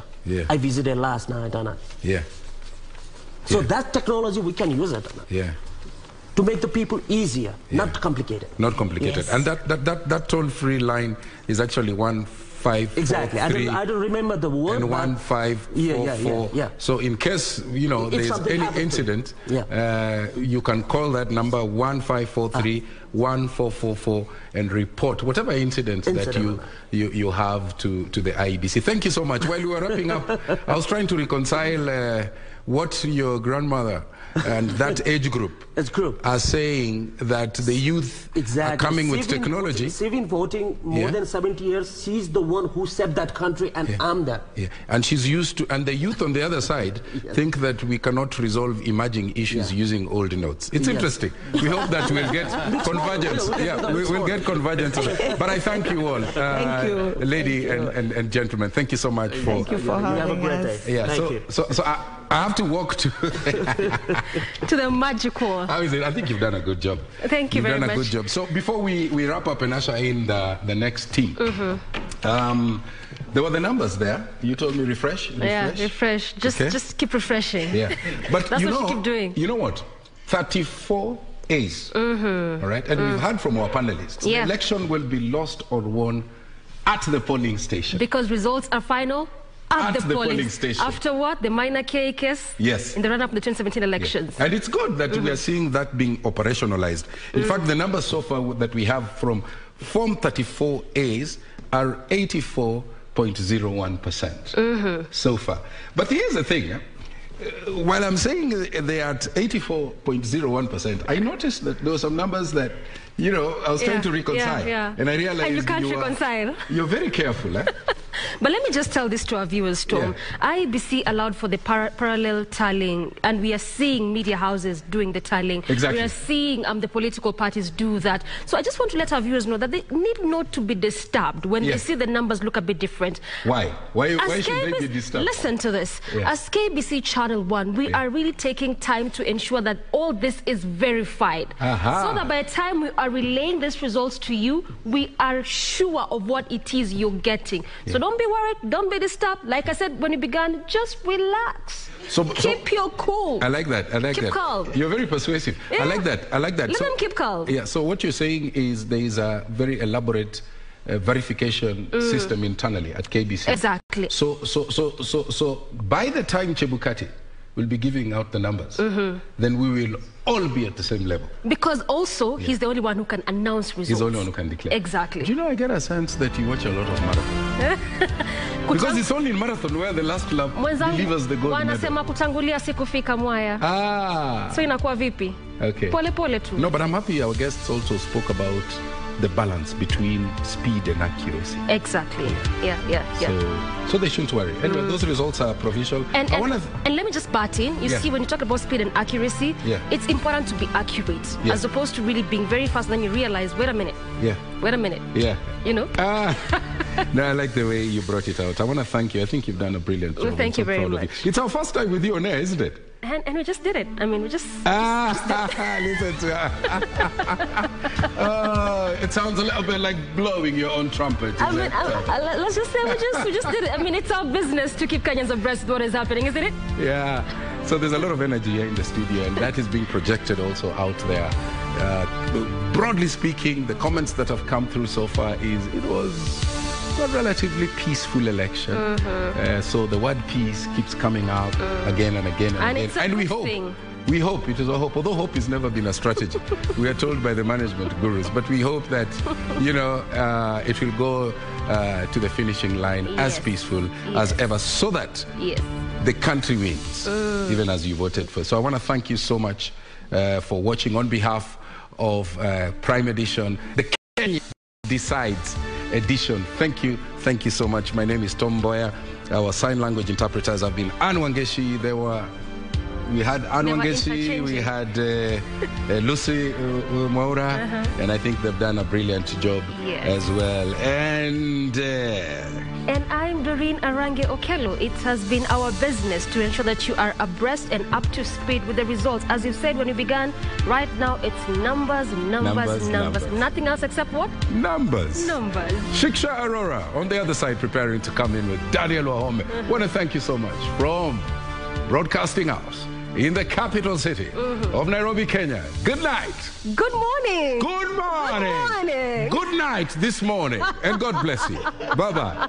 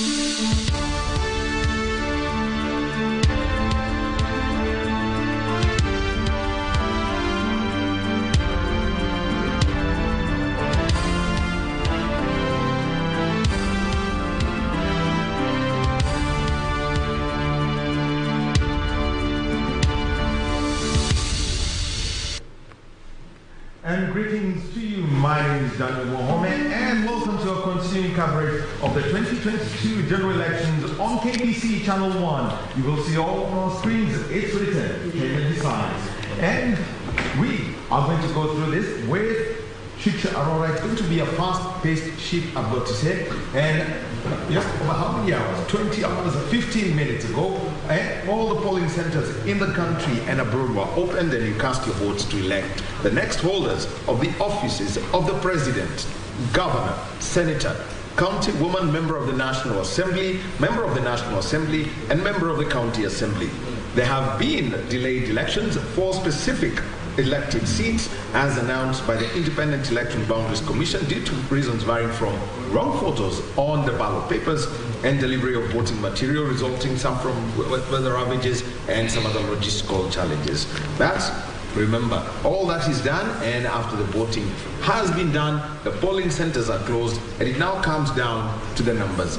And that is what Shiksha and I will strive to bring to you as they are aggregated by our data management team. Shiksha. Absolutely, Wahome. Thank you very much for that introduction and a warm welcome. Remember, we'll be taking you through these figures. Numbers are very important today. There's a lot that we have to talk to you about as our team on ground gets those numbers in, compiles the data, and of course sends them back right here at KBC Channel 1. We'll be taking you through an analysis of the past as well. Remember 2017, 2013, and of course compare the years and how things have been in the past elections. Now, in case you're wondering what exactly happened today, I'll be giving you a timeline of the things that happened, the occurrences that went on throughout the day, and also things like criteria to win and results.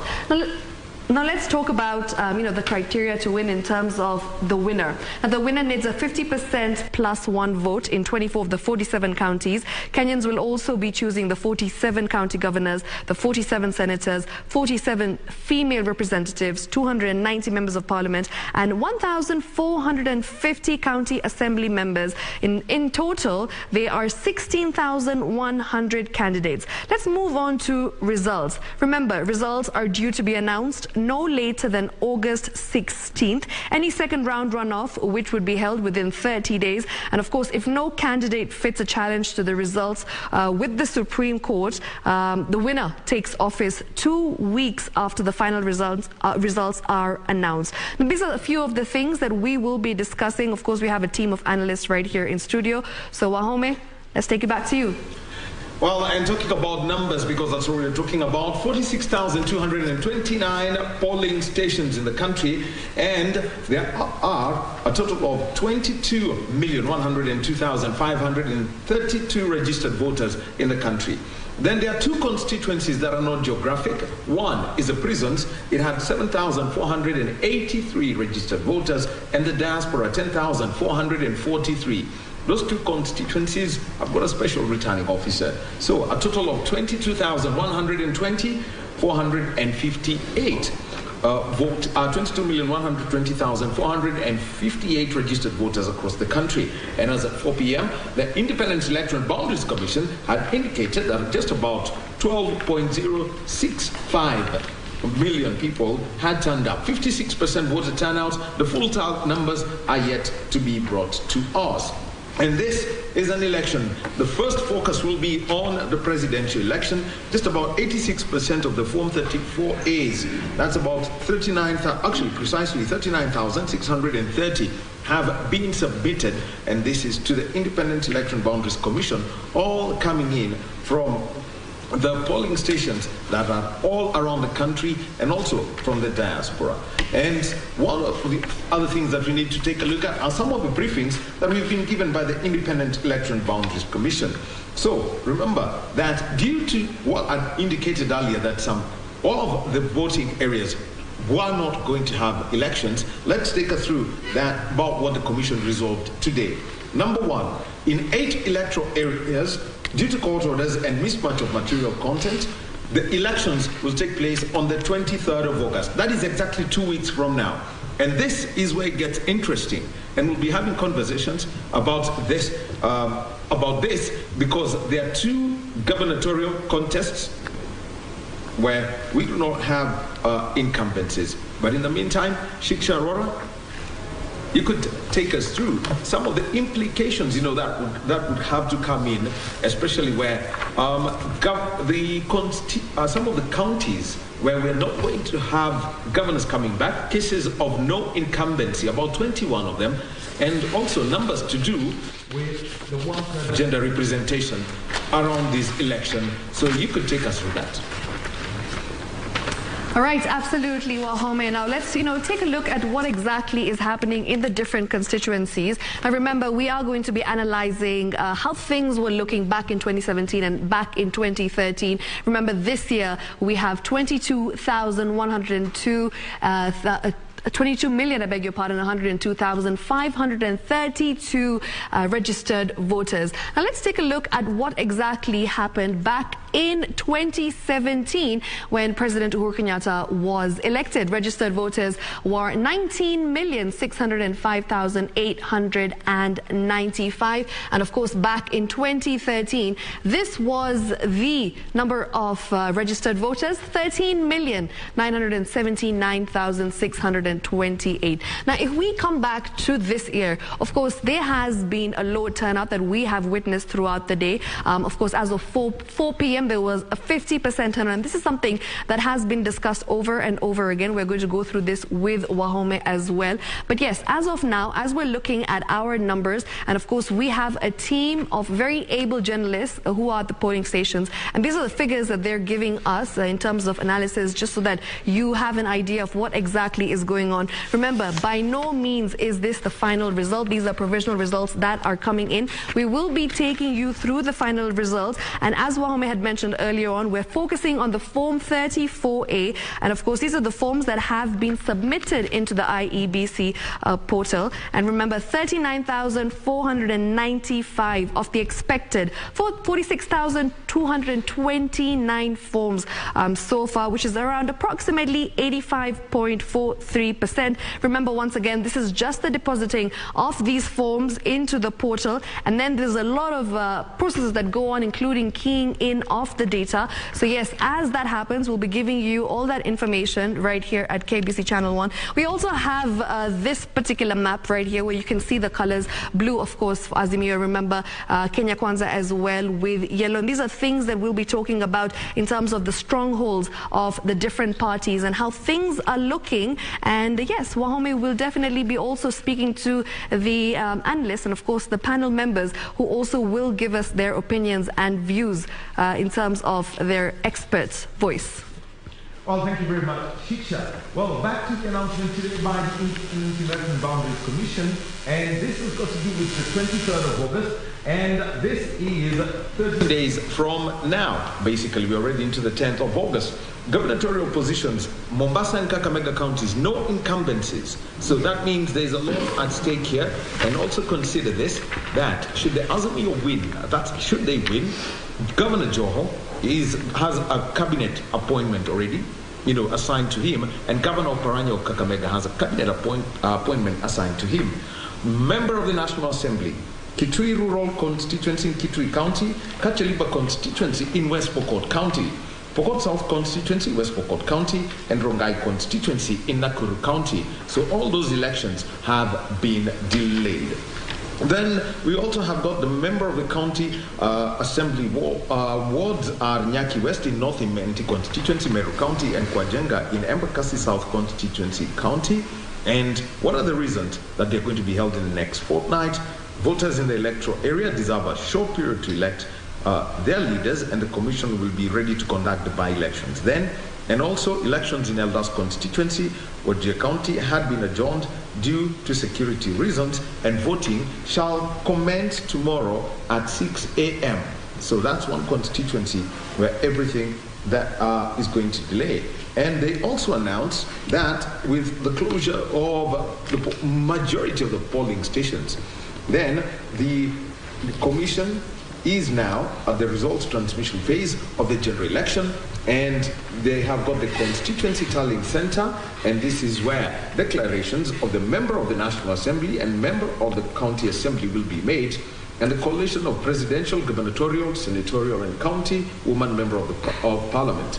The county tallying center The gubernatorial, senatorial, and county woman member of parliament announcements are made, and at the National Tallying Center, the verification of all Form 34As against original Form 34As are done, and that's where the presidential elections will be announced and issuance of certificate to the president-elect. Now, talking about that, everyone's talking about the numbers, and what was it? Well, earlier, just about almost 24 hours ago, we were talking that Kenyans, there is one thing they do not do at the last minute, and that is show up for voting. We could see the queues and the number of people who are there. But initially, when the first briefing was made just before noon, or just around noon, there were concerns. The voter turnout was just at about 35%, and at 4 p.m., up to 56%. Just what is going down in the country. And we've got two guests. We've got Pius Masai Mwachi. He is a former deputy director of the National Disaster Management Unit, and he is leading local observers in the elections. He's on my far left. Karibu, Bwana Mwachi. Thank you, sir. And we've got Joy Diwo. She's an advocate of the High Court, a human rights promoter, political commentator, and a board member of International Aid Services. Well, and let me start with you, Joy. And from the numbers that we've seen that have been announced by the IEBC, as at 4 p.m., 12 million voters are the ones who showed up against a possible number of 22.1. What's behind this real voter apathy as compared to what we saw in 2017, 2013, and even going back to 2007? Well, thank you for having me. I think one of the things that would have contributed to this is the fact that many Kenyans have gotten to a place where they feel that their lives are difficult enough as it is. They don't need one more thing to worry about. And so you'd find maybe if your vote was backup country, you do the budget of and the hustle of trying to get up country to cast your vote and come back. And you said, you know what, let me keep my ballot in the pocket. But also there's the issue of there are people who would turn up for the rallies, for example, who are not voters to begin with. Because when you look at the numbers that the IBC released, the number of young people who are under 35 who are registered are about 30% or less of the total registered voters. So these are the guys who would come out and go to the rallies, but when it comes to translating into votes, then they're not quite there. But there's the other aspect as well of the fact that this time around it looks like voter turnout was suppressed, but actually the IBC has also become a lot more efficient at what they do. Because once upon a time we all used to make one queue, and then now when you get to the front is when you're directed to one of 4 polling stations inside the primary school or wherever. Now, where I went to vote today, we had over 11 of those polling stations. So whichever you're directed to, you have what, maybe 10 guys ahead of you. So voting was also taking a much shorter time. So there's no time for a crowd to accumulate.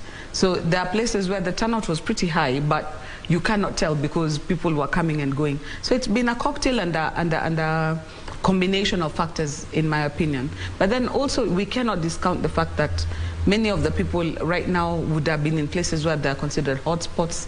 Some people may have decided to travel away and not waited for the trouble, as it were, because there has been talk of maybe there might be electoral violence. So in my opinion, it was just a combination of many things. All right.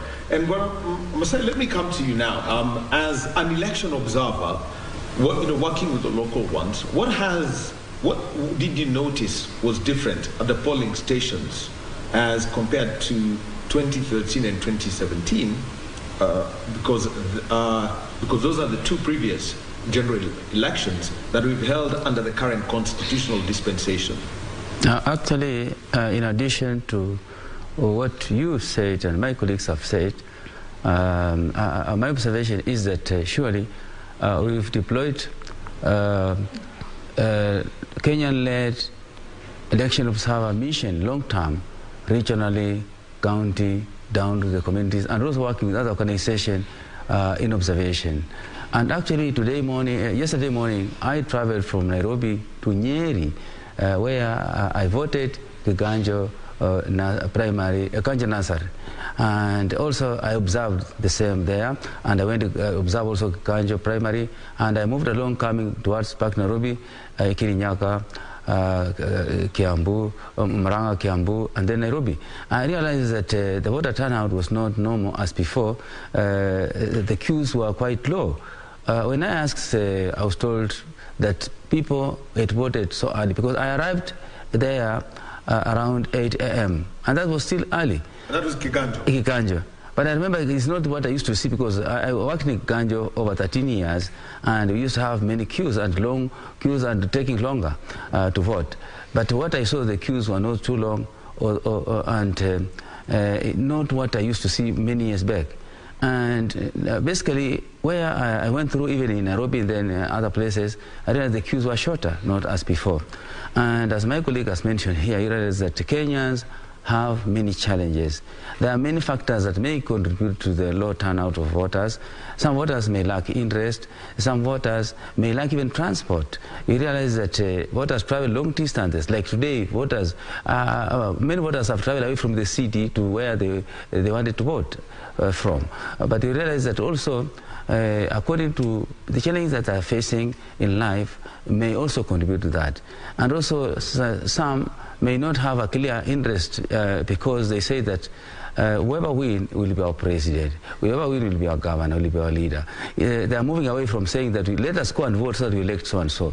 So you realize that whatever comes up, they are realizing that leadership is just leadership. And it's important that for Kenya to know that whoever comes on board as our president will be our leader. Whoever comes on board as our governor is our leader.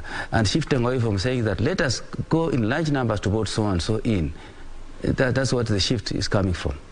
But maybe if you may do analysis, find out areas where maybe from Nyanza, from Rift Valley, may see maybe the difference. That maybe people may say, okay, like Dr. Ruto is standing, let us go and make sure that he gets the ticket. Maybe Nyanza. It may change. You may find that in the regions, maybe Nyanza may have voted overwhelmingly, and even in Rift Valley, as opposed to other regions. Well, Joy, let me come to you. And you mentioned earlier, and this is a conversation that is there, and when, because we know the Iebc carried out 2 voter registration exercises. There was one, and then there was the enhanced voter registration exercise. And that was last year, and until around February, for the 2 exercises. And what kept showing up is that they knew that they were probably looking for about 8-9 million, but they got just about 40% of that. What is this cultural dynamic that's coming up with the youth, that they get their IDs, they hold on to them, but even that extraordinary let me just call it the peculiar habits of Kenyans of showing up at the last minute to register as voters was not observed this time round? It all boils down to what we teach our children, how we teach our children, and what they grow up to be. When we were growing up, when I was growing up anyway, we had our sense of patriotism was instilled fairly robustly. We had what we called in school GHC, which was geography, history, and civics, and there we started being taught civic education from an early stage. Most schools would have a parade where you would sing the national anthem, you would recite the national pledge, and all these other things that made you understand you're a Kenyan and have this sense of duty. Many of us also had an opportunity to interact with people who had been there when they were fighting for independence, so by the time it was our turn, we also had an idea of what it cost us to be a republic. Now we're dealing with a generation that has walked into there's nothing you talk about tulipigania Uhuru, because what are those? These are people who, by the time they were being born, forget about fighting for independence. They did not even meet President Moi as President Moi. They met him as, a former President Moi. So they don't have the shared experience that we do.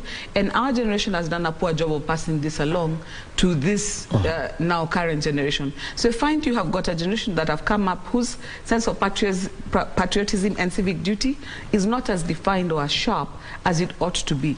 Then you also have young people who have also become disempowered and disenfranchised by the political system. So for example, right now, if you want to run for political office, I think of the people who ran for office this year, the guys who were under 35 were just barely 20% if the ABC numbers, I got them correctly. Because one, you need a lot of money to run. where are young people getting a lot of money? So when they're looking at the people who are on the ballot, you've got people who are octogenarians. They've been there since their grandfather's time, and they're still on the ballot. Why? Because those guys have the money and the machinery to run for office. Then the young people have been paid a lot of lip service.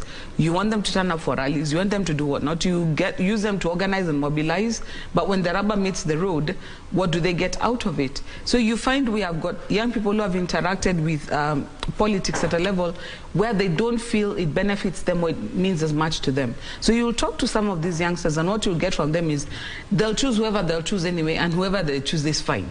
They don't seem to have the correlation between the politics that we have in the day and how it affects their daily life. And even if they know it affects their daily life, they're like, you know what, I'll find my way around it. So it's something that we have as a society. We have to raise that sense of patriotism again, a pride in this country, because when they look around, all they see, there's a lot of debt, a lot of corruption, a lot of this, and many of them are completely disillusioned by what they have. So in my opinion, part of the reason why we find the younger people just don't care about the political process is because they feel it's actually of no use to their lives and they can maneuver around it without it. So that's something that we need to change. Well, let me come to this. And she's mentioned something. Post former President Daniel Toroitich Arap Moi, a phrase came up with the late Mzee Kibaki, kujienjoy. Did we take it too far? Actually, the way my friend has explained very well about the youth, I remember very well Mr. Kibaki did not want people to line up on the road and wanting for free things. I worked with him very well. I remember I was close to him because of my age of treating the National Police Service. But President Moi was very friendly. He needed people to line, even students for go education and line on the road. Wait, I mean, I grew up in that generation. If he was just passing by, everyone had to be there. Yes, with the little flag. Yes, the little flag coming. You just want to see reporters, to know that he is being welcomed. That was a tradition for him. But now President Kibaki, he changed. Let me tell you that I grew in different levels, and where I came from, I saw many things, and I realized that if I don't own what I want and just aim to what I want, I can't get it. But you realize that now some parents are not responsible. In fact, a parent has children who are over 18 years and don't want them to take any responsibility. Will want to let them sit somewhere, and the parent does everything. The parent does want to engage the children, even tell them, okay, you need to have a responsibility. You know, we need to empower children. How can we empower them? Letting them to know that they can do communal work at home is not punishment. And some parents don't want. When they employ maids, they employ the house boys, they want them to do everything. They don't want to allow the children to know even how to cook. We knew how to cook. We know how to do certain things. I remember I used to wake up early morning. I was told that go and palilia at least one line before you go to school. And then you come back from school, another line of maize. You palilia. You know what is palilia? Yes. Weeding. I'm weeding. But you see, nowadays, it doesn't happen. So, okay, that's why you realize that youth, there are too many in this country. They have a higher population. They can take over this country. Why can't they take over? And we join them in the leadership. But you realize even they're not voting. They think that parents will vote for them to get opportunities. They need to create opportunities for themselves. And I always tell youth through my consortium, Teamwork International and Spedback Professional, which last year I was voted the best globally through my initiative. You understand? Number one.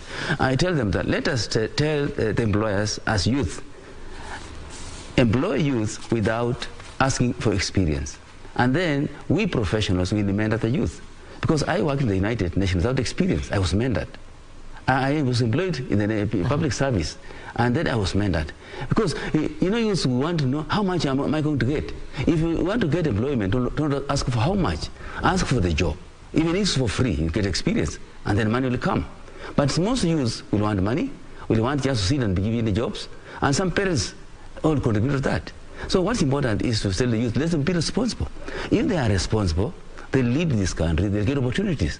Because they can change. Well, why can't they vote the youth inside? You know, they follow people giving them little money I know most youths are taking drugs all over. They are spoiled. Instead of them using the education to do better things, they are using education to do funny things. Even making noise all over the estates, funny music. That's what they would like to do, to enjoy. That they're enjoying. But what are they enjoying? Nothing. There isn't much. Well, and this is where I would like to come in, and what is the effect of the youth and some of the dynamics that are going to come from this election. A lot of focus is on the presidential election, and just keeping tabs on the number of Form 34As that have been sent out to the Iebc that have reported Form 34 is 86.37. We know tomorrow is when we'll get the last one, which is elders constituency, and that's as far as the presidential election is concerned. There are some numbers that I would like to bring out. Now, the National Assembly has got 337 members. Now, I know that may sound strange, but there are 290 constituencies and 47 county woman members of the National Assembly. That brings it to 337. There is the 1/3 gender rule. And for that to happen, you need to have 113 women elected. There are 47 who are assured of those places. So there is a gap of about 67 for that 1/3 gender rule to be properly met. Joy, what's the implication of this? Because we are going to end up in a conundrum when it comes to the numbers down the week. The elective post, we may not be able to get the 67 as anticipated.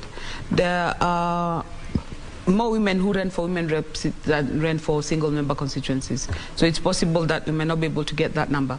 But to remember that the Iebc was very intentional about insisting that the party list submitted to them for nomination after the election observe the gender principle and the other demographic, the youth and the disabled. And I think, in my mind, the numbers will be made up by the Iebc by nominating the women and the young women and the disabled women in the list first before they start nominating their male counterparts. So it's one of those things where I think this time around Iebc has tried to position itself in a situation where they have options, because before what would happen is even if Iebc wanted to make the top up of the women numbers, there are not enough women who are put in the nomination list. Remember the long-standing joke about Maina Kamanda asking him whether he was a woman, he was disabled, or he was a youth, because he made the nomination list. This time around, they kept sending those lists back until they came back compliant. So every party list that has been submitted has got enough women on for the Iebc to make any shortfalls that may arise, because from the 10th Parliament, 11th Parliament and the 12th Parliament, they've all been non-compliant with the gender rule. So I see this time around, Iebc through nominations is going to make that right. Well, and we're giving you 24-hour coverage right here on Kenya Decides. And right now, let us join our reporter, Zainab Saeed. She's going to give us an update now from Kwale County. Over to you, Zainab.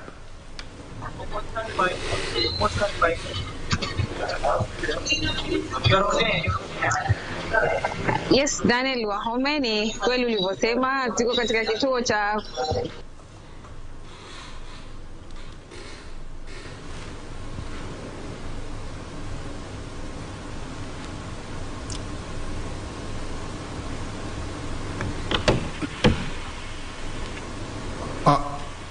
Okay, looks like we may have lost Zainab Saeed, but we'll be coming back to her. And remember also that in studio with me, we've got Shiksha Arora, who's giving us an updates on the numbers as they flow and breaking them down as to where they are across the constituencies. And I would like now to come back to Bwanamsai, and what is the implication of this? Low voter registration by the youth, low voter turnout, by the youth, eventually that is going, and the impact that it's going to have. Just hold on to that thought. My director Max tells me that we've got Zainab Saeed back. So Zainab Saeed, you could give us an update from Kilifi County.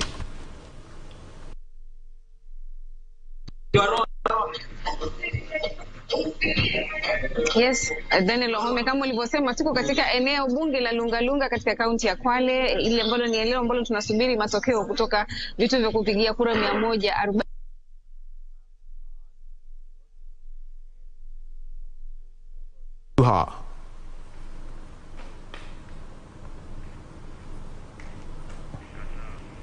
All right. So it looks like there is a hitch with that. So Bonamosai, let me come to you and tell us what's the implication of this, because it comes to the numbers. There are things that there are certain things that must be met, and like everyone would say, from the country's perspective, from a national perspective, it becomes expensive when you've got to bring out the balance by using nomination numbers. Yeah, actually, it is important that when people are deciding whom to vote in, they must understand that they need to vote in good leaders. And basing on the numbers, you realize that women are good voters. And I'll urge women to take responsibility by ensuring they vote in more women.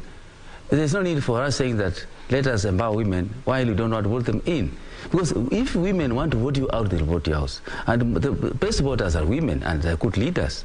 So I would say that it's important that our people understand that instead of just waiting to be given spaces because of people didn't vote in the right people, or the parties didn't bring the right people to be voted in, it's not a wrong practice. So it's just an attitude change of our people, starting from the leadership of the parties and also now the publics. What is lacking is civic education. Election is a process. It's not is an event, and also it's a process. I'm meaning that it's a process because it takes long time, and it has got procedures to be done to go through an election. So it is important that as much as IEBC goes through planning and requires the budget, and also civil society organizations, even the religious people, they continue taking responsibility to coming in to support this. The government, it's all of us responsibility to make people understand. Civic voter education is the most thing that is lacking. And also people, they need to understand that when they are told to go somewhere to be educated or sensitized, let them move in there. Instead of just them keeping saying that we know these things, they know, and while some of them know nothing. So it's important for them to understand that they need to be sensitized, to understand their responsibilities and responsibilities of other authorities, and even including the youth, and encourage youth to do certain things that we used to do many years back. But most of youth, even some of they don't even have a responsibility even at home. They want to just remain quiet, eating, sleeping, and being dressed, but nothing else. Let them take responsibility. But just to add on to what Masai is saying, we also need to come to a realization that there is the need for affirmative action to some extent. Yes. Because until women leaders are demonstrated to be excellent at what they do, then they're not electable. Because if we look even at the patterns in our electoral systems, many of our strong female leaders now started out as nominated MPs. So if you look at, for example, Millie Mabona, or you're looking at who else? Cecily Mbarire. All of them start out as nominated, then people see, this one can be a good leader, and then from there they sort of grow the wings to become what they need to be. So even now that we need this gender top-up thing, we have to move away from tokenism, and which is why I'm glad this time around, when the parties were being asked to populate their lists, many of the political parties were making an effort to look for women who are active in politics, because before those lists were filled with women who are just women. But in terms of leadership acumen, they did not give a good representation of themselves. And like Masai is saying, until you demonstrate that a woman is a good leader, yes, if you have got somebody who's a bad demonstration of women leadership, then the next woman who comes along who's a strong leader can't get an opportunity based on what has happened before with the previous woman leader. So I think we must also appreciate the fact that our constitution makes room for some affirmative action, but look at that as a stepping stone, such that eventually those women who are getting, quote-unquote, a through pass into whatever leadership position they're given, also prove themselves that the next time they are able to take elective positions by themselves, just cut their teeth and move forward. But the other thing also we need to be more conscientious about is raising the right kind of leadership. So we have to have strong mentorship programs where young women are actually encouraged to join and participate in elective politics. If you look at, for example, the political rallies that we have, majority of the people who who turn out and are very active, you can see are young men.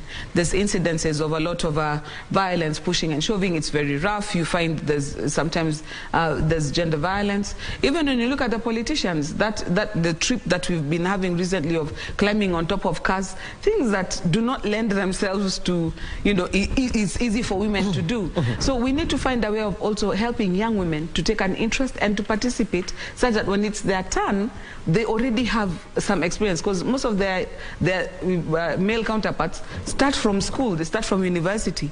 So we need to find a way of mentoring the young women and making affirmative action actually produce quality leaders now for elective politics. There's something we want to mention, which is forgotten here. I've traveled this world. I've interacted with many communities. But what I'm surprised to my Kenyan people, most of them, like the consortium I'm running and professional initiatives, somebody wants to work with you, but ask you, what am I going to get? How much are you going to pay me? I have hundreds of people that are working with me through acts of kindness, generosity, and volunteerism. I'm paying them nothing. But somebody wants to come because they want to get something. Why is it that some of these Kenyan people, if they want to get something, then they need to be paid? Even right now, somebody asks somebody, hey, please come, you stop with your car, please show me this place. Somebody tells you, how much are you paying me? So that I show you. Where are we heading to? That culture must stop. Must be attitude change, and the culture must change. Well, you know what, Joy? It reminded me of something that Cabinet Secretary Professor Kobia once said, that when it comes to some of these elective positions, especially where the women are involved, is that if you win, like we say in Kenya, unainuliwa juju. So she asked, how does this work for a woman? She did ask that, because now that's why at times, even if you want to do some of this, roof rack, rally styles, they probably wouldn't work for the women. But remember, tonight it's all about the numbers, and Shiksha Arora has been taking a look at the numbers. What's on the boards? All right, of course, and remember, there's one thing that we have been discussing right here. As Wahome said, it's all about the numbers. And right here, let's do a bit of a comparative study regarding the different constituencies and, of course, different counties. Now, if you take a look at 2013, remember, this is something that we have been seeing over the years. And I'm going to just look at Nakuru, take a look at what exactly is happening in Nakuru, and, of course, there we go. In Nakuru right here, as you can see, mostly it is red, which means stronghold of Uhuru Kenyatta. That's TNA, 80.92%. 494,239 people voted for him in total. Raila Odinga managed a 17.30. And of course, this is 105,660 people. Musalia Mudavadi of UDFP managed 0.80%. And that's 4,901 people actually voted for him. Back in 2017, let's just take a look at what exactly happened. Registered voters were 949,618. Uhuru Kenyatta from Jubilee Party managed 84.76%. That's 639,000 people. 528 people gave him their votes. Raila Odinga from NASA managed 14.82%. 111,789. Now, taking a look at what's the situation right now as we speak. William Ruto, 64.23%. And of course, 8,203 people have voted for him so far as we speak, as we still get more of the results coming in. Raila Odinga, of course, from Azimio managed 35.02%, 4,473 votes so far. So this is something that we have seen with regards to Nakuru County. Now let's take a look at the constituencies. We've got Naivasha, Gilgil, Bahati, and of course, this is something that I think we have seen. As you can see, majority of the map looking pretty much spread. It isn't, there isn't much of a difference when you see, because this one, if you click on Gilgil, for instance, we've got William Ruto with 1,523 and Raila Odinga with 1,123. Now there you can see there isn't much of a gap in terms of the margins. Let's take a look at what's happening in Naivasha. William Ruto with 2,150, Raila Odinga with 1,324, a gap there of around 800. And let's take a look at Bahati constituency. William Ruto with 4,515 votes and Raila Odinga with 2,026 votes. Now let's take a look at this particular, these results haven't yet come in, so we're definitely going to be giving you more results when it comes to the different constituencies in the different counties, and that's something that we'll continue to look at as we get the numbers coming in. Now, taking it back to the analysts, of course, now you've seen the different years. You've seen the results in 2013, you've seen the results in 2017, and so far you've seen a bit of the results that are coming in. We still have to get the final results as we continue to get these numbers. You know, our reporters are on ground, and of course they'll be giving us the final results as they keep trickling in. But in 2022 so far, you've also seen the numbers. Do you think that things have changed in the last two elections, Naomi? Sorry, you know, say Naomi was like, okay, I'm sorry. No, but things have changed over the last two elections, because one of the things we have seen is like a switching around of the strongholds. So there are areas that you would have expected would have remained strongholds, because in 2013 it was a Jubilee stronghold or it was an ODM stronghold. But now with the new formations, you have Azimio, some places that were not a stronghold and now shifted. And now that you also have UDA that has come very strongly as well, they have made forays into areas where they were traditionally not very strong. So I think your colors might change a little bit with the final results coming in. We have Elders, I think, is coming tomorrow as well. So this is 1 year where there will be definitely a few surprises. Some ground gained, some ground lost, but it's the nature of love and war. Well, all right. Thank you very much, Wahome. Back to studio, and we'll definitely get back with more numbers. Remember, we're also looking at the 34A forms, and we'll be giving you an update on that later on. But Wahome, back to the conversation in studio with our analysts. Well, thank you very much, Shiksha, and we'll continue, you know, with that conversation about the changing dynamics. And maybe, Shiksha, you know, you could help me out here because it would be good to take basically a look at the map of the 2013 election, when we had the TNA, the URP, and ODM coming in as chord. And Masai, what is the full driving force, especially when, if I was to, you know, without preferring a party at that point, ODM was a force to reckon with. We'd seen that they were they had the most number of MPs in 2007 and tended to carry the force. But what changes these dynamics about preferences for political parties? Actually, what changes, according to my own perception, is collaborations, partnerships. You know, we find that friendship is not carried a long way. It breaks on the way.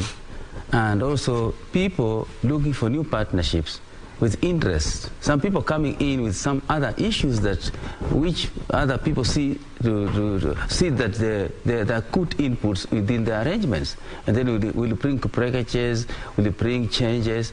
So there is such the dynamic. You cannot base on one thing, and also checking on what's currently needed to be done and by who. We realize that people need to lean some on a particular side. And also, some people have issues, and when they have those issues, they think that if I'm aligned to so and so, I'll be safe. So it's just a number of things that are aligned to that. But we also have to remember that the more things change, the more they stay the same. If you look at what happened in 2013, for example, you had the merger between, or the collaboration between TNA and URP that brought in the dynamic duo, as we called them at the time. Yeah. And for both of them, you remember their uniting factor was what was going on at the ICC, and that sort of brought them together because these were two very serious rivals who came together. Now, you've seen a repeat of that sequence with what happened with the handshake this year. So those are trying to recreate that moment. Then also when you're looking at the collaborations, so Raila Odinga is one person who almost every election he goes in to eat with a posse. He doesn't go by himself. So he's had the Rainbow Coalition, there's been CORD, there's been NASA, and this time around you've seen him cobble Azimio. I mean, you gotta give it to them. They know how to pick these names. They always resonate. And you have seen with every election, he always gets his people to come along with him. He's very good at mobilizing and drawing leaders to himself. But at the same time, you will notice that many of the people who are now in UDA are sort of his former proteges and partners. So he has a way of making friends, and as soon as he's done with the election, he doesn't really keep them. So you find that, like we said, the more things change, the more they stay the same. So that is why you find a place where, for example, you would have not had any votes for let's say, Ruto in Western, for example. But now because Mudavadi shifted, he mobilizes his base for Ruto. Now you will say, okay, that is a possible battleground for Ruto. But in actual fact, it's still just the base for Mudavadi, to be honest. It's just because Mudavadi has shifted base. So all this political chess playing as well keeps changing and mutating the colors. You may find on the ground that things are totally different. The Wananchi still want the same thing. They still want Maendeleo, they want this, they want that. But the politicians themselves play this game of numbers that keeps changing the colors, but if you really look, it's the same color painted. And actually, there's something I want to mention about that. What's important here and people fail to understand is leadership and being Kenyans will remain. It's important that the parliamentarian think about bringing a new act that when somebody wins, then take it all with this party or the coalition that winning. It's about when somebody has won election, but also the failures have played a very important role. Let them be considered and have a responsibility so that they can also compensate and do some work and feel they are appreciated. But you see, if somebody wins and the other one loses, then somebody thinks he has spent his money, he has done all those, but now he has nothing. So it's important that elections should just come as something that is a process, that you have leaders who lead others will be there below, but doing different things. So there's need to be to have enactment of the law, so that we have a better law that gives responsibility and power that when somebody wins an election, the loser has a responsibility and has some work to do with these people. But that sounds more like what was being suggested, you know, through the BBI. No, but allow me to interject. I shed very few tears for politicians in this score because that's what we had before. You could run for a parliamentary seat as you're pursuing a bigger seat. So even if you don't get the bigger seat, at least you're a member of the National Assembly. It's our politicians who are so greedy who wanted to hog everything. Yes. When if I'm running, I don't run for anything else because you wanted to vanquish the people that who do not succeed. Now, what they tried to do, thinking that they're building castles for themselves, has ended up being their biggest Achilles heel. When they wanted to change it, like you are alluding now with the BBI, again, greed got in the way because Kenyans were happy to have a conversation about maybe changing the winner takes all model, but they started throwing in, we want 70 new constituencies, we have what these other women leaders want to throw in, and Kenyans are like, whoa, whoa, whoa, whoa, whoa, we want more money, but not more leaders. So our politicians keep doing this to themselves. So there are times when I want to sympathize with them, but there are times I'm like, you know what, if you people had followed the common sense position from the beginning, what Masai is suggesting is the correct thing, because a person who has a sizable following is a national leader by any stretch of the imagination, and they ought to have a role in the national life and in nation building. There's something that I want to mention here. As much as we are talking about the leadership of who wins and who loses, we are forgetting one thing that, look at the numbers that you gave us. There are too many. They have invested resources.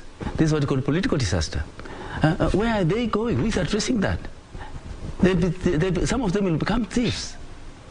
Because they sold everything. They opted to get the position. They have lost the position. Even there's no one who's trying to come out and do psychosocial support and counseling. You understand? So it's actually, yes. It just so happens that if when you're running for a seat, your title immediately becomes Mheshimiwa. Yes. Before you even get Before you even get. And I can give an example because it's a high-stakes game. I know from my home ward, I realized that when the, the election financing campaign, estimates were given, for you to become an MCA in my home, back home, the campaign money that was set was at about 3.5 million. Where are you sharing that? Sure. You see, buy you a house. you see, what's important here is the way they call, I've been in public service. We are servants of people.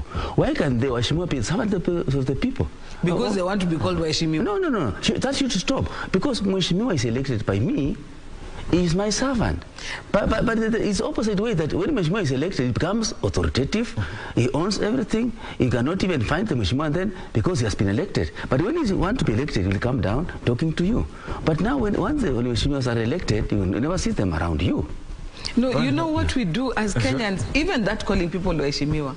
I look at other jurisdictions, you'll be called Joem Divo MP. Sure. But here it's honorable. We want, when a Waheshimiwa, we tell them, by the way, you know what, we can afford to pay you the amount of money we pay you. We're going to scale down your money. What's the first order of business of the 12th Parliament? Was to go in and reverse the decision of SRC and cushion themselves with more money. Now, if you guys are going to be receiving $1 million shillings per month on our tab, guess what? We are coming for some. Okay. Well, we'll be coming back to that because it raises an issue. Because back then, when the 12th Parliament came in, Kenyans simply went and said, hey, listen, so these people, we've seen it with this. We've seen it with the 10th, the 9th, we've seen it with the 10th, the 11th.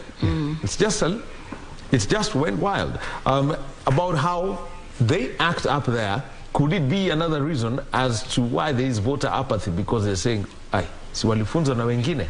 But anyway, in the meantime, an update on the numbers as they are coming in from our reporters who are on the ground and sending us the Form 34As to our data center. Shiksha Arora, tell us what our team has put together.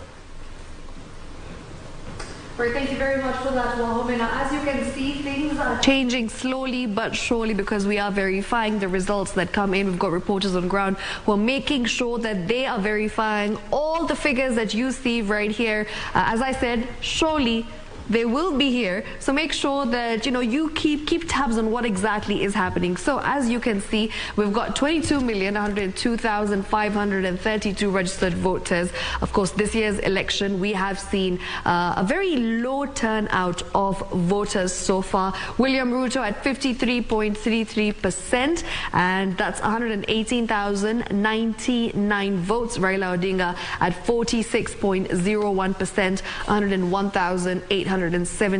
George Wajakoya at 0.45% at 994 votes, and David Murray at 0.21%. And of course, that's 465 votes. Now, if you take a look at what exactly the situation is when we look at our specific counties, let's take a look at Nairobi County, and we'll be able to get the numbers that are coming in from Nairobi and also have a comparison with the last 2 years. And something very interesting that I have come to see, of course, and come to observe as we look at Nairobi County.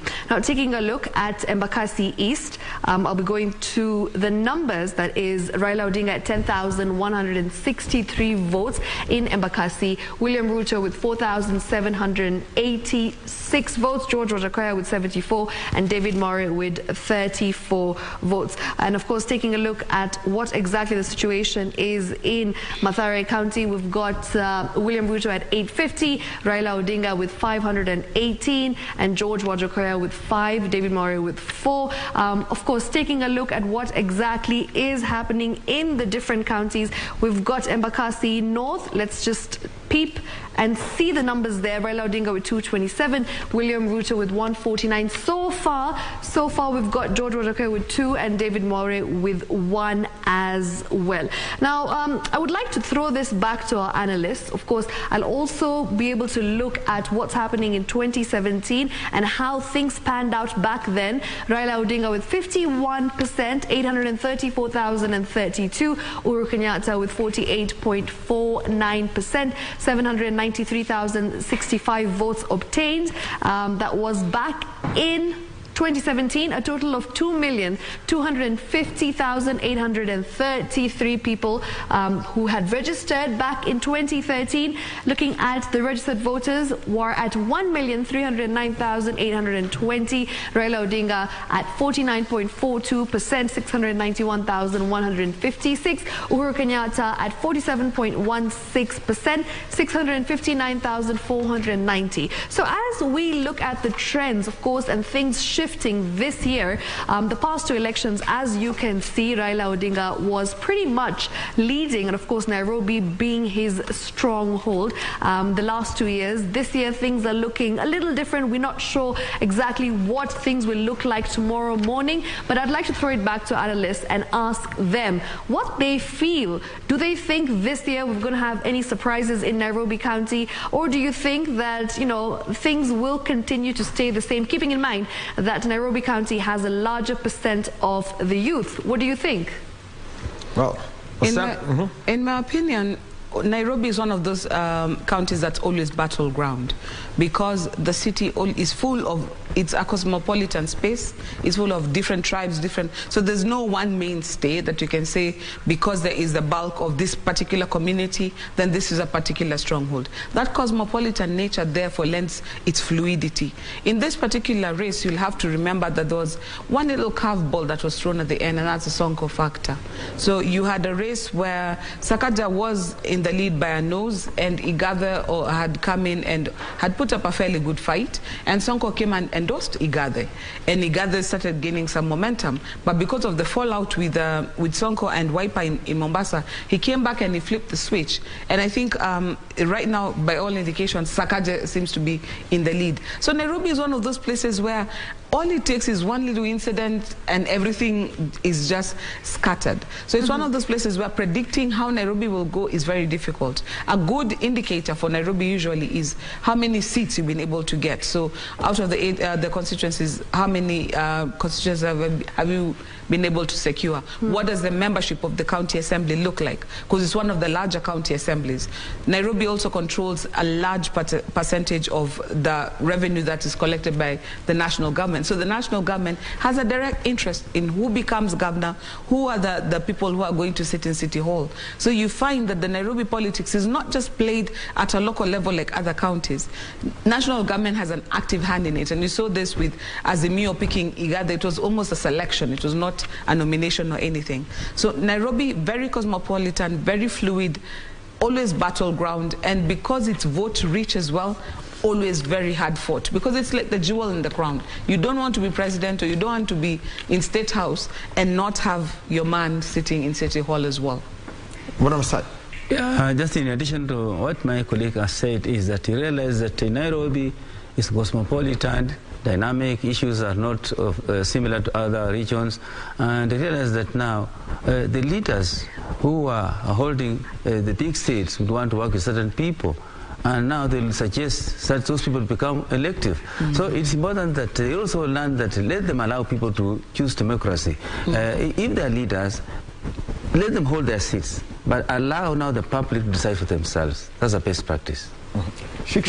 All right, so thank you very much for that feedback. Now, speaking of Nairobi City, remember, we're also giving you details on what's going on in terms of the 34A forms.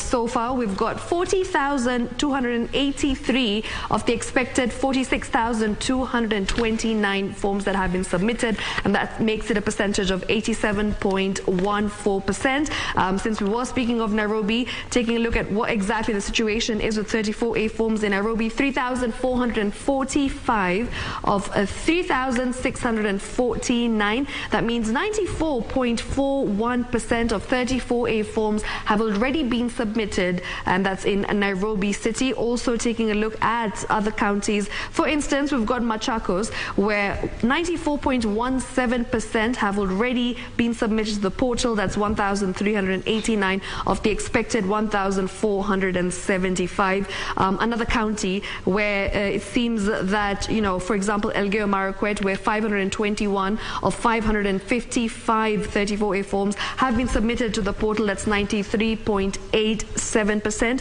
So remember, we're definitely going to be giving you more details on this as being reported on the forms.iebc.org.ke regarding the percentage, and things will keep changing. So remember, this is not in any means the final percent. We will definitely be giving you things as they continue progressing and as they keep getting updated on that particular website. You can also go check it out. Wahome, back to you.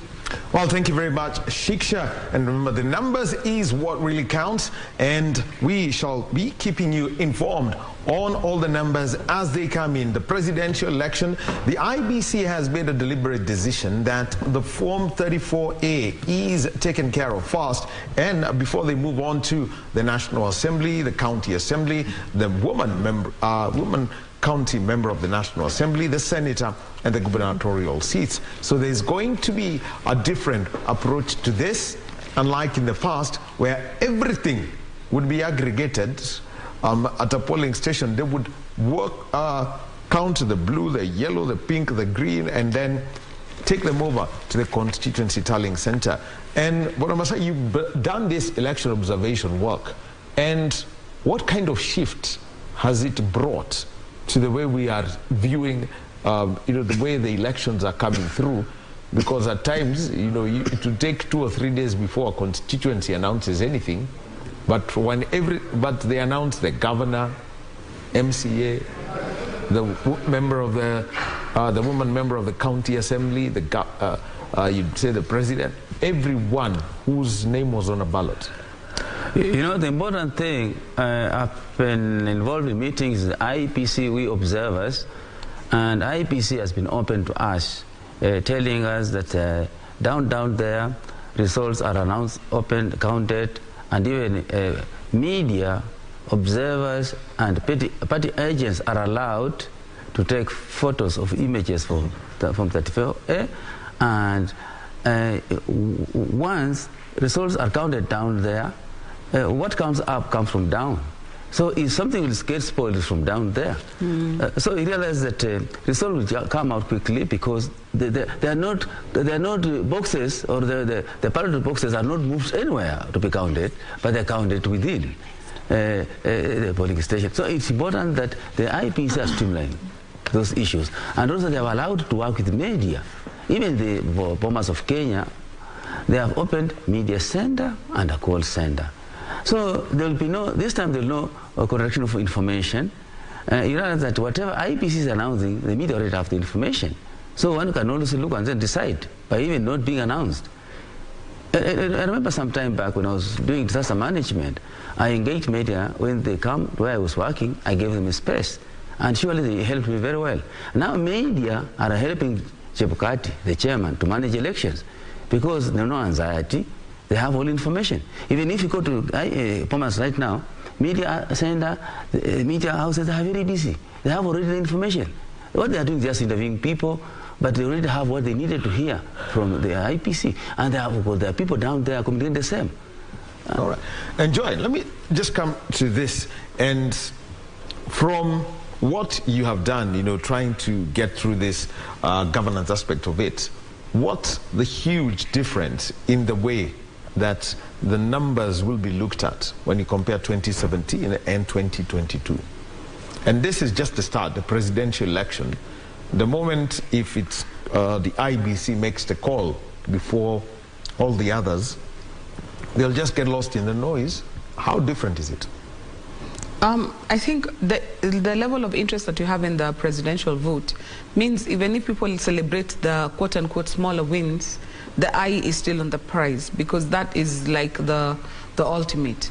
And there are some people who actually go to the polling booth with the interest only in the presidency. And these others, they just, you know, they do their civic duty because you have 6 ballot papers and you have to do something with all of them. And you don't want to spoil them. Sure. And even if you spoil them, you're like, there's only one I'm really interested in. So you'll find that the interest in the presidential vote, even if the delay is a day or two still, people will remain glued until IEBC blows the final whistle. But what we have seen is an evolution. Since, for example, the Isaac Hassan Commission, where at this time would be waiting at the top of every hour, there'd be somebody coming out from some back room somewhere and saying, these now are the following 3 from 34As we have finally received. And then all of us now are sitting with the biros on our pens. Now we've evolved to a place where there's a portal. That is Bomas 2013. Yes, yes. I remember that it was excruciating, but all of us had to do that because that's what we had to work with then. The Isaac Hassan Commission didn't get a second bite at the cherry of doing elections under the new constitution. By 2017, we had the IBC that we currently have. Okay, half of them are the ones who are there. And by that time, they were very green. It was a greenhorn commission that just came in and, of course, bungled the election, and to an extent that the elections were actually nullified. Now, during that time, again, massive failure of the BVR kits. There was a massive failure in transmission. You remember people who are transmitting blank papers, they're transmitting, you know, doodles and other funny things, until you got to a place where it was unascertainable who had won the election.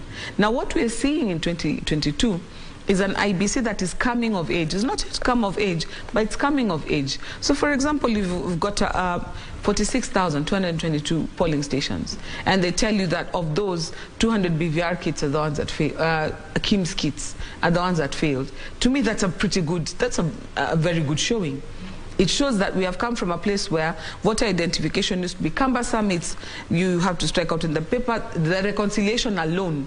Because by the time the first results were coming in, it was almost 8 o'clock, because between poll closing and counting, you first had to count all those struck out lines, count the ballots that you have plucked, make sure that the numbers are reconciled before you can even go open the boxes.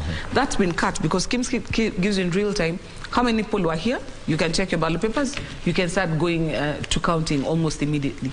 The other thing we are seeing now also is IBC have taken, we only come to talk to you on a needs basis. The rest of it, it's an open book. Media houses, you've been allowed to tally. Political parties, you've been allowed to tally. Only thing is wait for the announcement from the IEBC.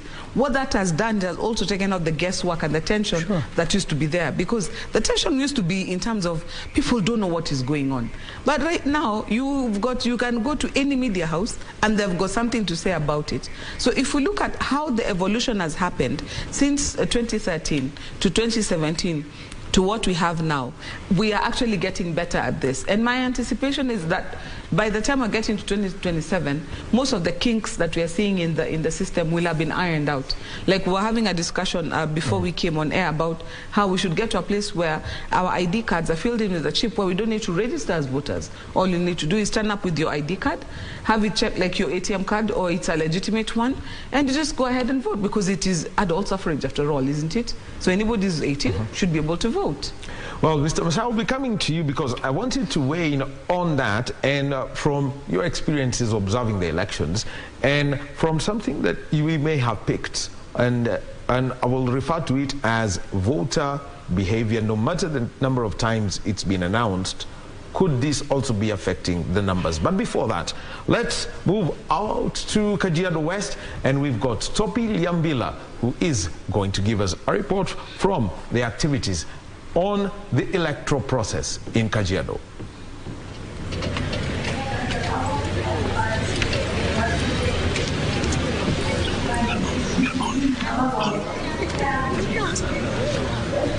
Well, we are at the Don Bosco polling center in Kajiado West constituency in the Kajiado County. And Kajiado West constituency is one of the 5 constituencies inside the Kajiado County.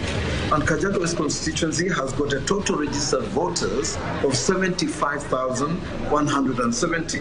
In total, we have got 175 polling stations in Kajiado. Where we are now is actually the Don Bosco polling polling center. Now, why I call it a center is because within the Don Bosco polling center in Kajiado West constituency, we have actually got 11 polling stations. 11 polling stations which are within the Don Bosco polling center. And all this, of course, they actually operate separately. They may look like they're all in one place, but they are actually separate.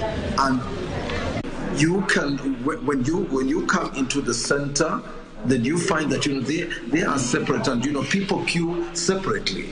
And so, out of the 75,170 voters who are going to cast their vote within the Kajiado West constituency, of course, it's been, what we have been told, there's kind of been a bit of what you would call voter apathy. The numbers, as we talk to the polling station or the polling officers and the returning officer for the Don Bosco polling center, he told us that, because they started about 30 minutes late. But so far, as what we can see is that, it's not, the numbers were not as big as they have been before. And normally, sometimes you'd find that the numbers go up. The queue goes right up to the road. But this time around, the queue was not very long. And, they had registered at about 2 o'clock. They had registered only about a 56% turnout. But not to be put down is that, the voting went on very calmly today. There were no incidences.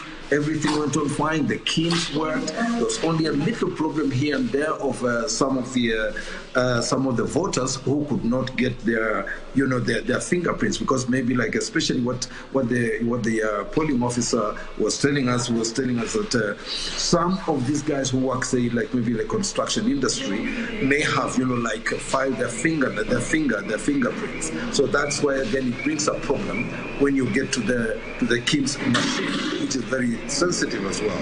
Now, in Kajiado constituency alone, we had four gubernatorial aspirants, but the interesting is the MCAs. We have got 16 MCAs who are contesting the MCA position, the MCAs in the center. But the MPs, we have only 4. And among them, of course, later on we speak to Jacob Gitau, who was also one of the MP aspirants, and he will talk to us. About what he thinks. What he thinks that Jacob Gitau, and this is Jacob Gitau,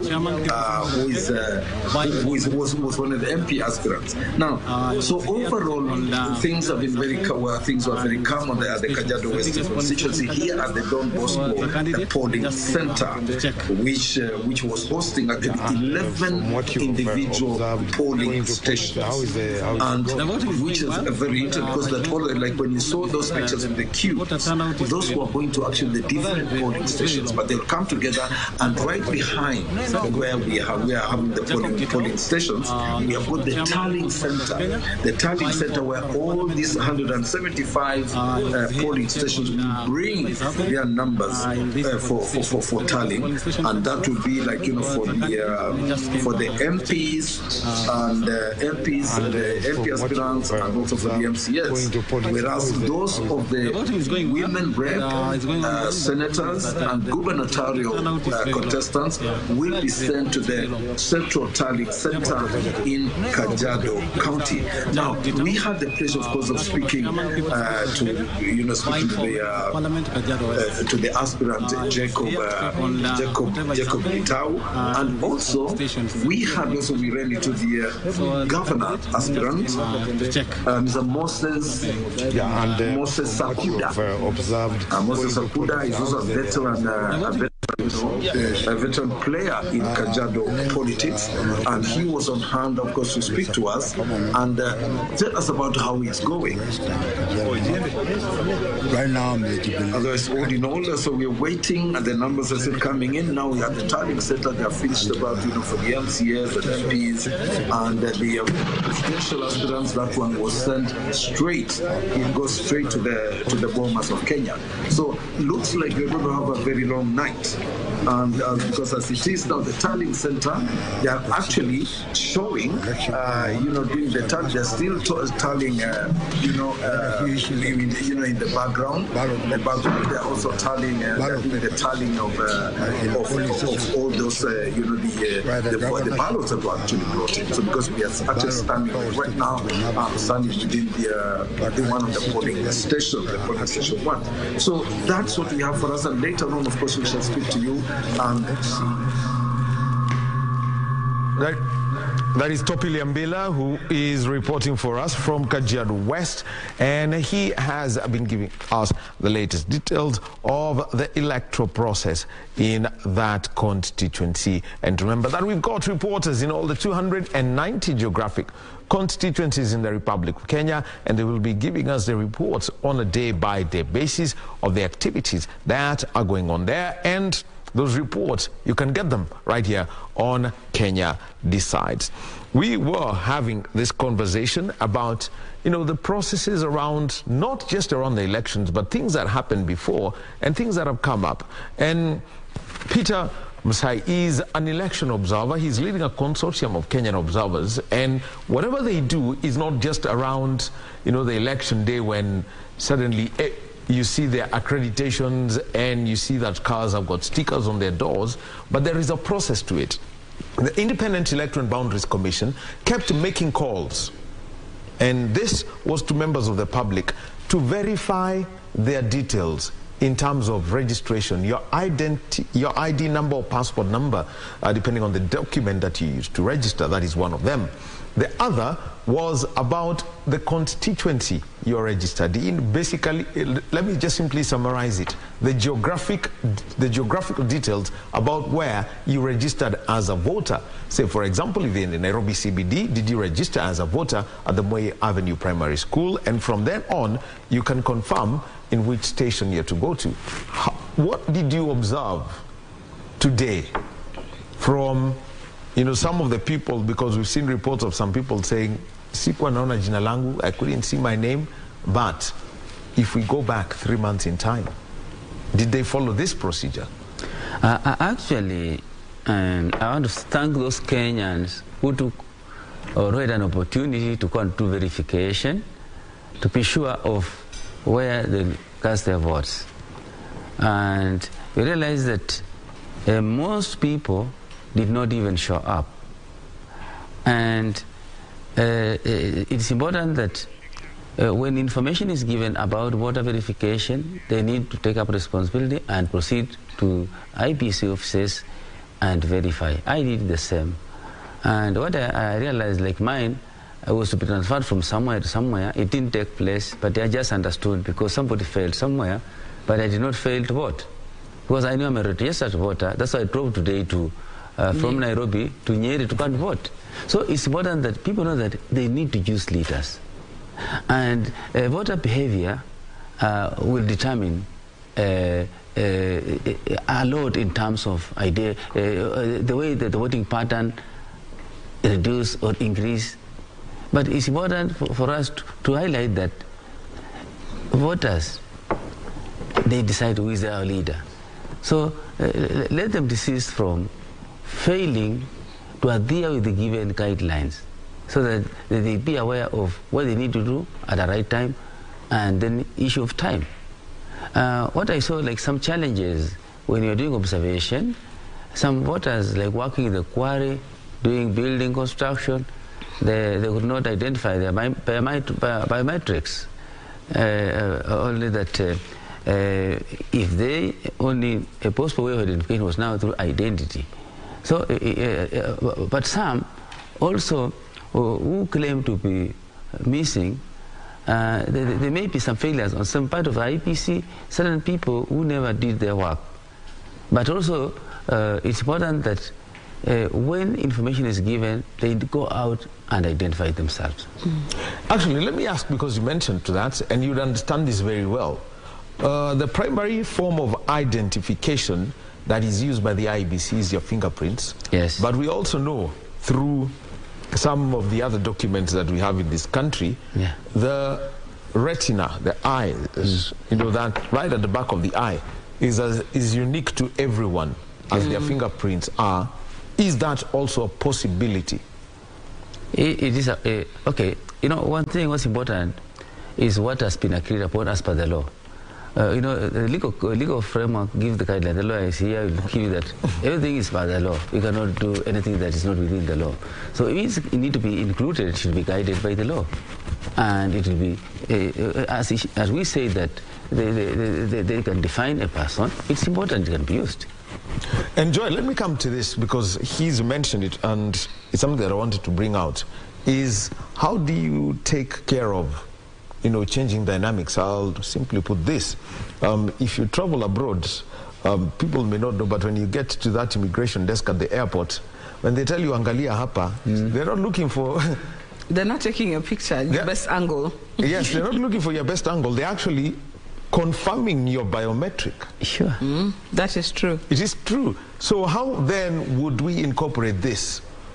For example, to have people who are working in what I would call heavy manual labor, but in environments where, for example, gloves are not mandatory equipment, safety equipment. The way our KIMS kit has been configured, first and foremost, it just doesn't take your primary fingers, which would be the thumb and the index fingers. It takes all 10. So, for example, chances of your pinky being messed up, whatever manual labor you do, your pinky remains fairly, that's why it's even called a little pinky, because it remains fairly insulated from the vagaries of life. But over and above that, our KIMS kit also has got the alphanumeric identification, such that even if we can pull up your details using biometrics, maybe your fingerprints are messed up, or you've done a HINA application, or you're missing a limb, then we can use your ID, which is also a unique identifier in Kenya, and pull up your details. Problem with alphanumeric, I think you saw in social media today, there is somebody who said that by the time he turned up at the polling station, he was informed that he had been identified as having voted. That means somebody either had his duplicate or something and voted on his behalf. So alphanumeric lends itself to some, you know, mishaps here and there. So I agree with you. Technology has evolved. We have to take advantage of what we have now. These days we've got kids who are coding, they're writing all these programs, they're doing all this innovative stuff that we can use to make things easier and faster. So for example, I've never understood why we have to physically turn up to vote. If we can send money anonymously from the living room and it will get to the intended destination with a fair level of security and safety, why can we not have... Yeah, but Kenyans will still ask, kumepata. It is true. It is true. There has to be a way for us to leverage on what technology has to offer. If you look at the reason why our elections are so expensive, it is because our deficit of trust means that everything has to be verified and verified and triple verified. It means if we're doing something as simple as printing ballot papers, we must go to a security printing firm. Our ballots have more security features than even our money. I think 9 in total that we have. We have to come to a place where we say, you know what, forget about even printing ballot papers. Use your unique ID code to get into the website, vote, and once you've voted, it shuts you down. You don't need to have the pinky that has been colored. You don't need all these things. Yes. And once you do that, then you're settled. But now Kenyans aren't stealing. Oh, they'll vote for you, they'll vote for us, they'll do what? So we have to come to a place where we look at how can we leverage the technology to, one, make our elections more secure, 2, more ascertainable. I would love to live in a situation where we can see results in real time. We don't have to wait for Chebukati to make the formal announcement. Like what you see in other jurisdictions, like now the media houses are tallying, get to a place where the media house can say, you know what, we are calling Kakamega County for Flani. We can authoritatively say, because the numbers are there, they can be added up. So leveraging on technology to solve some of these problems, I think, is one of the ways to go. And like you have said, the retina, there's so many things that we can use to try and have identifiers. Like what I'd even said earlier, removing the need of something like the voter register. Why do we need a voter register anyway? We are talking adult suffrage. So as many Kenyans as are 18 should be able to vote. And even that thing of having to vote in a certain area, there should be races where you can vote wherever you are in the country, as long as, like for example, the presidential one. That's why you can be in diaspora and you vote for the president. So even if you can't travel home, you should be able to make your voice heard regarding. But all these things require people to think through. they require what we call in Kenya political goodwill, which is just speak for the politicians have to be ready to think outside the box. Yeah, and just adding value to what she has said, it is important for us to think about saving resources. Actually, if we can vote just through the system, we will save a lot of money. The budget will be too low. We'll cut the budget. It does need, but if you make everything manual, it's very expensive. And another thing, why, for me, I see there's no need for us having even monitors.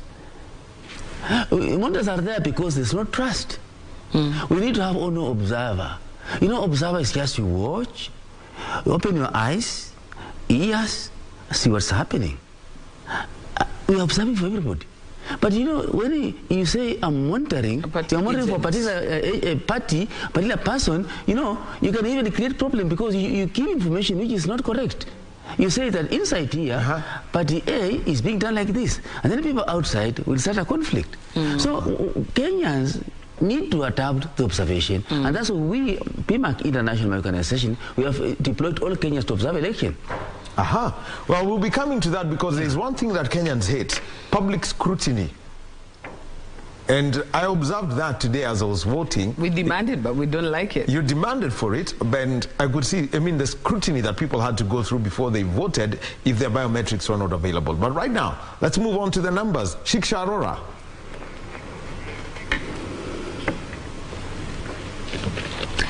Thank you very much, Wahome, for that. Now let's just take a look at what exactly is going on when it comes to the analysis, of course, and the figures that are coming in from our team on ground. We've got reporters at different polling stations who have been gathering this particular data and, of course, doing a tally. And right here we have William Ruto currently now at 53.27% and 140,934 votes being casted for him. Raila Odinga at 46.10%, and of course 121,956 votes for Raila Odinga. Now that is the situation as we speak. Remember, we're also giving you an update on the 34A forms that are currently being submitted into the portal, and as we speak, this is the recent update that has come in from forms.iebc.org.ke, where the reported forms 34A are currently at 40,574 of the expected 46,229. That's 87.77%. Once again, the reported forms 34A as we speak, this is the latest update, at 40,574 of 46,229. That's 87.77%. Now, as I was looking through, you know, different counties and of course doing an analysis of the last few years, I came across something very interesting that I wanted to bring to your attention with regards to governors in 2017. Remember, we had just 3 ladies who managed to grab that governor seat. Of course, it's a very coveted governor post that is from, we had 3 ladies, Kirinyaga seat. Of course, we had Kitui County, as well as Bomet governor, that was Joyce Laboso, former Bomet governor who lost her life. So let's just take a look at Bomet, and of course she managed 67.19%. That's from Jubilee Party, as you can see, is predominantly red, 176,712. I'll take you back to the other counties as well. We had Kirinyaga County, that was Anne Waiguru, and just taking a look at exactly what the situation was in terms of the figures back in 2017. As you can see, we had the governor post. She won this one, that was from Jubilee Party, Anne Waiguru, at 54.05%. 161,681 people voted for her. Martha Karua at 40.81%. 122,067 people voted for her. And also we had another lady governor. Remember, this is Charity Ngilu, that was from Kitui County. So we'll also be taking a look at Kitui County as well to just highlight In 2017, the numbers that she managed, that was 47.33%. Now Kenya, 170,031 people voted for her. David Musila at 31.88%, 114,527 people voted for him. Now I'd like to take it back to our analysts in studio and just have a conversation about how this time round we have at least 23 women leaders who are eyeing the governor post. And of course, this is something that we hope to see more women as governors in this particular election. What do you think the chances are of having more women leaders this election? I'll start off with you, Joy. One of the things that the women leaders have shown is that given an opportunity, there is incremental improvement. So coming from no woman leader even offering themselves for governorship, to 3 women clinching the seat, now to a potential 20-something women, all of them may not succeed, but at least they dared to try. It shows that given an opportunity, women leaders are ready to take the next step. And the incremental numbers that we are seeing also has something to say about our political parties, because most of the women candidates who are standing are in political party structures. So it means political parties are willing to stake an important race like the gubernatorial race on a woman leader. That is a very strong showing. We've seen also with the national ticket where 3 of the 4 running mates were women. So we are coming to a place, I think, women leadership in Kenya is being not only recognized, it's actually on the up and up, it's on the rise. And I always make this joke about, it's not even a joke, it's just this, friendly warning that now the 2/3 gender rule might look like it needs to favor women to be in positions of power, but the way the women leadership is coming up, there'll come a time when it's the men who need affirmative action. So it is good for us to strike the balance now, because who knows, the way women leaders are coming up and they're very forward-looking and forward-moving, it's not in the too distant future where we will see women leaders surpassing the numbers that we currently have and even overrunning the men in leadership. And I say this because I'm a member of the Law Society of Kenya, and if you look at the composition of the Council of the Law Society of Kenya, as well in Nairobi as well as nationally, you'll find that like half of our branch chairs are women. In Nairobi alone, if you're looking at the composition of women versus men, we're actually at something like, I'd say about 70% is women over men. If you're looking at Nairobi, there's a time I was serving in Nairobi, out of a council of 13 people, we had only 4 men. The rest were all women. So the idea that women might actually come to a place where they're way more than men is not uncalled for. It's not in the too distant future. So I am very heartened by the number of women who are coming forward. I'm heartened by also the encouragement from the political party structure. And when the results come in, I'm sure we'll have more than 3 women who are governors and a lot more who have been elected in other positions. Especially, I'm looking in areas where patriarchy is very strong, like, for example, Northeastern, in Kisii, in Masailand. I'm looking forward to some women MCAs, because there are places where you don't get even a single elected woman MCA. I'm hoping some of those glass ceilings will be shattered in this election. Absolutely, great point there, Joy. I'd like to move on to Pius and ask him a question. Now, just recently, an international journalist asked Martha Karua if Kenya is ready for a female deputy president, and her answer to that was very interesting. So she said that just that question, for me, is disrespectful, because that means that we've never been ready for a female deputy president. What do you think of the chances of this actually happening in the near future? Actually, where I'm sitting and how I have worked internationally and here in Kenya, I value women as my leaders. I remember when I had a DIG Kahindi was in charge of the Kenya Police Service. She did good work. There are so many women leaders in this country who have come up to take responsibilities. And I'll urge just men whom I belong to, let us vote women in. And let fellow women trust women. The problem, what I've realized, is that women don't trust themselves. They want the seats, but they don't want to give lead, they don't want to vote in the ladies in the leadership. So it's important that for us to understand that women leaders are very good. This country can have a female president, and I'm looking forward to live and see a female president in Kenya. It is possible. Indeed. Thank you very much for that. I will definitely be giving you more details and, of course, an analysis and comparison from the last few elections and how things are changing and bringing to you more trends in the recent years, of course. But for now, Wahome, back to you in studio. Well, thank you very much, Shiksha. I mean, for that engaging conversation about, getting women involved and those who are seeking positions. And, who would have thought of the day when two women would be contesting for a gubernatorial seat? I'll start with you, Pius. And they have front-runner status. And they have front-runner status. We are talking about Kirinyaga County. It's happening for the second time. Yes. I like Central Kenya. In fact, they're setting a benchmark. Leadership of women in Kenya starts from Central. That's what I can say, because women in Central, they are leaders. They are showing other women in other regions to lead because they are able and they are capable. So I'm saying maybe in the future we'll have even more MPs, more MCS and governance leaders.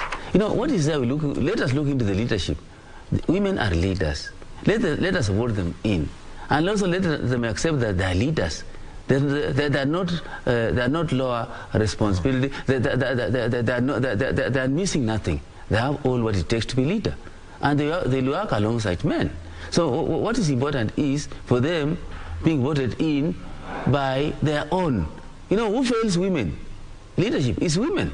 I'm telling you. That's my experience. I don't know why women don't want to vote in women, and they'll complain. They want seats. Well, I have to, and this one has to come hot and fast, because if you look at the numbers today, the male population is higher. Of the registered voters, we have got more men than women who are registered to be voters. And so the notion that women do not vote for other women, I think, is a misnomer that has been perpetuated, that women are their own worst enemies. It's completely not true. We have a situation where our society is very patriarchal. So making an example of the Kikuyus, and the Kikuyu structure is quite matriarchal. The place of the woman in the Kikuyu structure, from their folklore to their experience, places mother front and center. Yes. In other communities, it places father front and center. So if you come from a patriarchal society, for example, and you want to run, the very first person who will tell you that this is not something that you should do is your own father or your own brother. And therefore you find that even the places where you're asking why women will not vote for women, you'll find if somebody needs voter assistance, you're an illiterate woman married to a semi-illiterate man, he'll want to go with you to the polling booth to help you to vote. So we're in a situation where there are women who are completely disempowered from even engaging in the political process in a meaningful manner. Yeah. And like I said earlier, we also have the situation where there was a lot of tokenism, where the people who are being asked to vote for were people's well-known girlfriends and, side chicks and all these other people who are not fit to be leaders. I'll not vote for you simply because you're a woman, just because you're a woman. I also want to vote in a leader. And if you're not a fit leader, even if you're a woman, I will not vote for you simply because I want somebody there who will do the work that needs to be done, not go and peddle anatomy. So we have to come into a situation where we understand that the evolution, and that's what we're talking about, correct mentorship, making room specifically for women to engage, showcasing what women leadership could mean for the community. And that way it becomes easier for the women who come after, the ones who have paid the price. Like now, with Martha having run alongside Raila, next time you can be sure it will be the battle of who is matching the genders, who is matching the genders, because there's a certain glass ceiling that has been broken. And that's how it goes. It's incremental. Actually, it isn't there. Sure. Actually, it is completely gone, because Martha not only became running mate, she's also run for the highest office herself. Yes. So there'll come a time where this will be so commonplace, even our children will be wondering, oh, was that ever a thing that women could not be leaders? Anyway, Joy Mtiva, I mean, people have forgotten that Charity Ngilu did run for the presidency in 1997. Yeah. And there was a phrase. And also did one, yes, and people were saying, Masani Yangilu. Those were the phrases used then. Yes. Well, I'd asked Pius that we'll be talking about scrutiny, I mean personal, and how people are reacting to that. We'll be coming to you that about that, and then also just be giving an update. There's the diaspora constituency. Just a quick update on that. But before that, let's go out north to the Central Rift. Uasin Gishu County. Timothy Kipnusu is our reporter there. Kipnusu, give us an update on how things are moving on in Uasin Gishu County.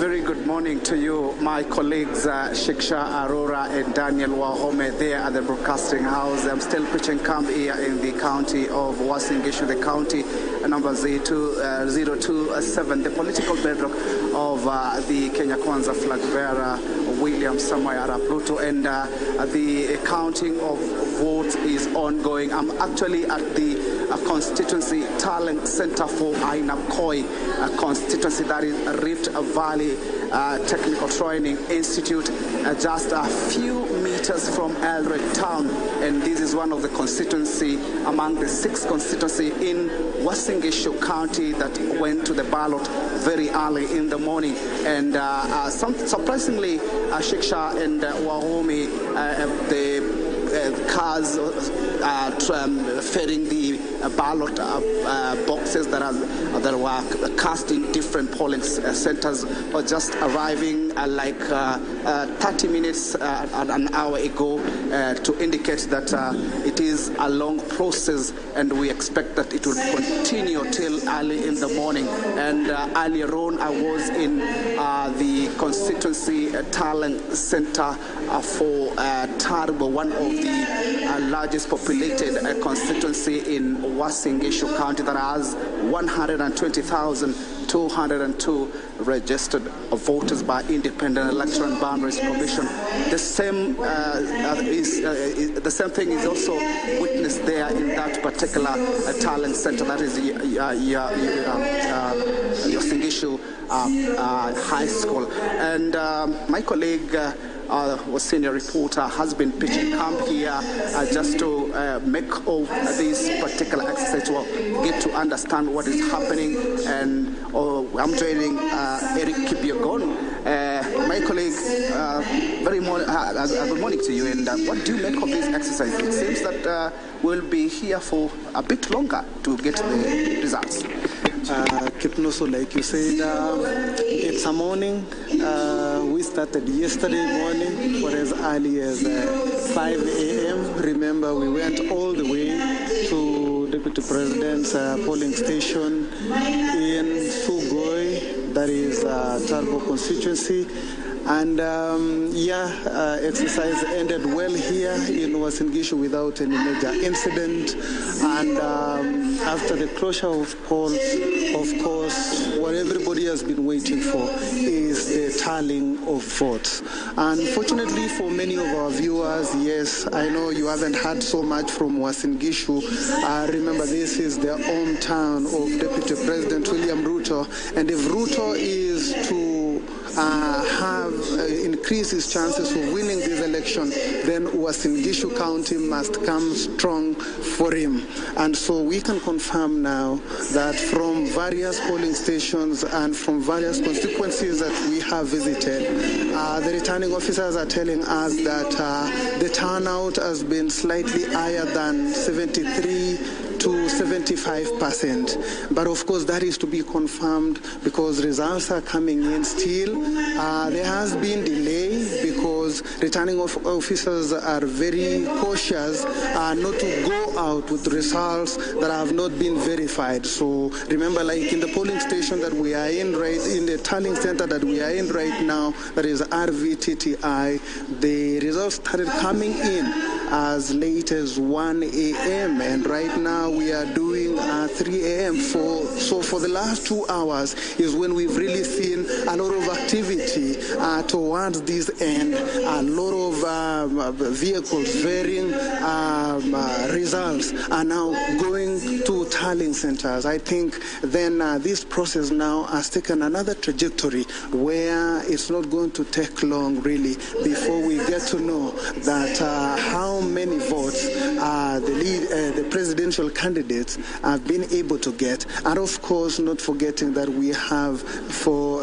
leaders that were vying for the positions of National Assembly, the governor, the senator, the women rep, the MCA. And by the way, we are getting all those results ourselves at the moment because we are going right, engaging the Iebc officers, trying to get exactly what is contained in those Forms 35A 34A, what is contained in Form 34A, what is contained in Form 37, 38, and 39A, just to ensure that our viewers back at home get the real picture of where we are. But like I said, this is the home of Deputy President William Ruto. If he is to have any chance of winning this election, then Uasin Gishu County, with a total of 506,000 voters, must come strong for him. Then he sees how much else he can get from the other parts of the country. Talking of this being the home of the Deputy President, my colleague Bigon, remember the Kenya Kwanza Brigade launched an onslaught on the independent wave, and we are seeing a number of independent candidates from the provisional results that we have received from different polling centers, of course, the constituency tallying center. As per now, it seems like most of them are not making back to their seats. But what does it mean for William Ruto and for this particular county where it is the home for William Ruto? I mean, Kipnusu, that was expected. You know, this being the first time Deputy President William Ruto is going for the top seat, his people are really coming out, or his supporters had to back him. And with that backing came the demand for Deputy President William Ruto to ask his supporters, then if you are going to back me for the top seat, then I need foot soldiers wherever I'll be going. And those foot soldiers definitely must come from parties that are allied to United Democratic Alliance, which is his party, and of course other parties that are allied to Kenya Kwanza Alliance. And that is actually showing in this election today that information we are getting is that majority of those who are vying via UDA, especially in this county, are carrying the day as opposed to independent candidates, where I think a few of them will make it. But that is expected because Deputy President William Ruto is a person from here and is seeking the presidency for the first time. And it appears his supporters have had his rallying call that I need supporters, I need troops to go up there if I have to lead you. Thank you very much. There you have it. That is my colleague Eric Biegon, who is actually making sure that he gives you the figures here at Ainabkoi constituency, one of the constituency in Uasin Gishu County. And of course, we'll be here just keeping tabs on what is happening in this particular constituency tallying center for Ainabkoi.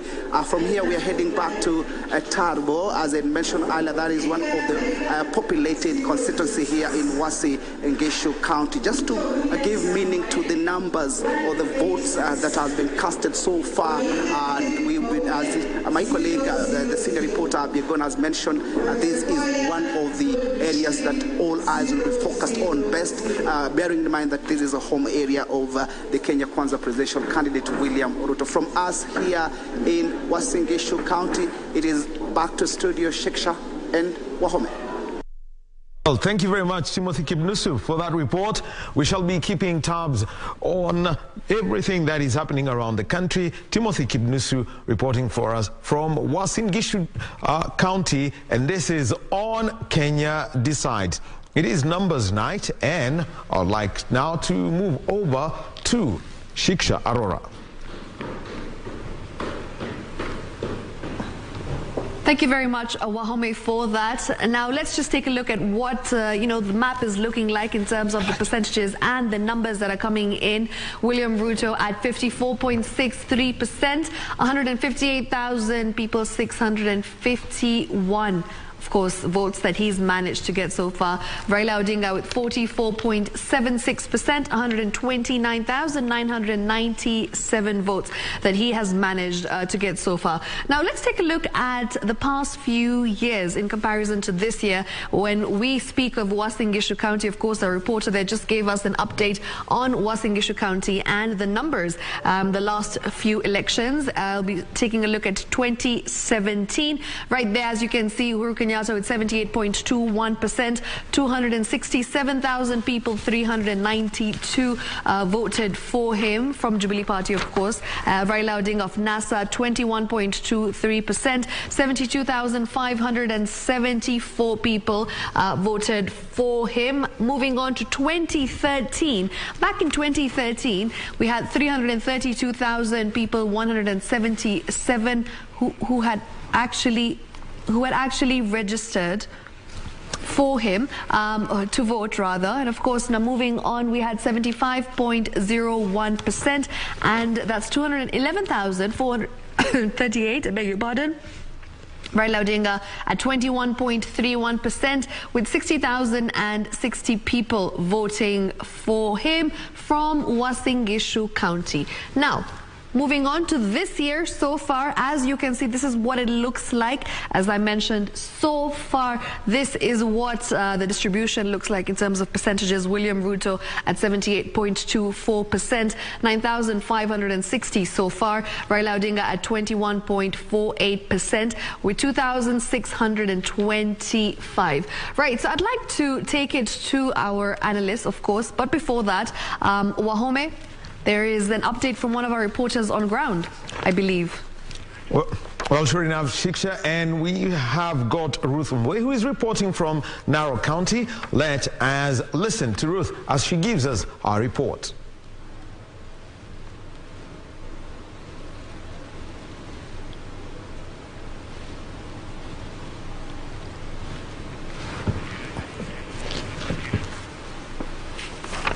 Well, we shall be waiting for Ruth to come through to us. So back to you, Shiksha, with our data.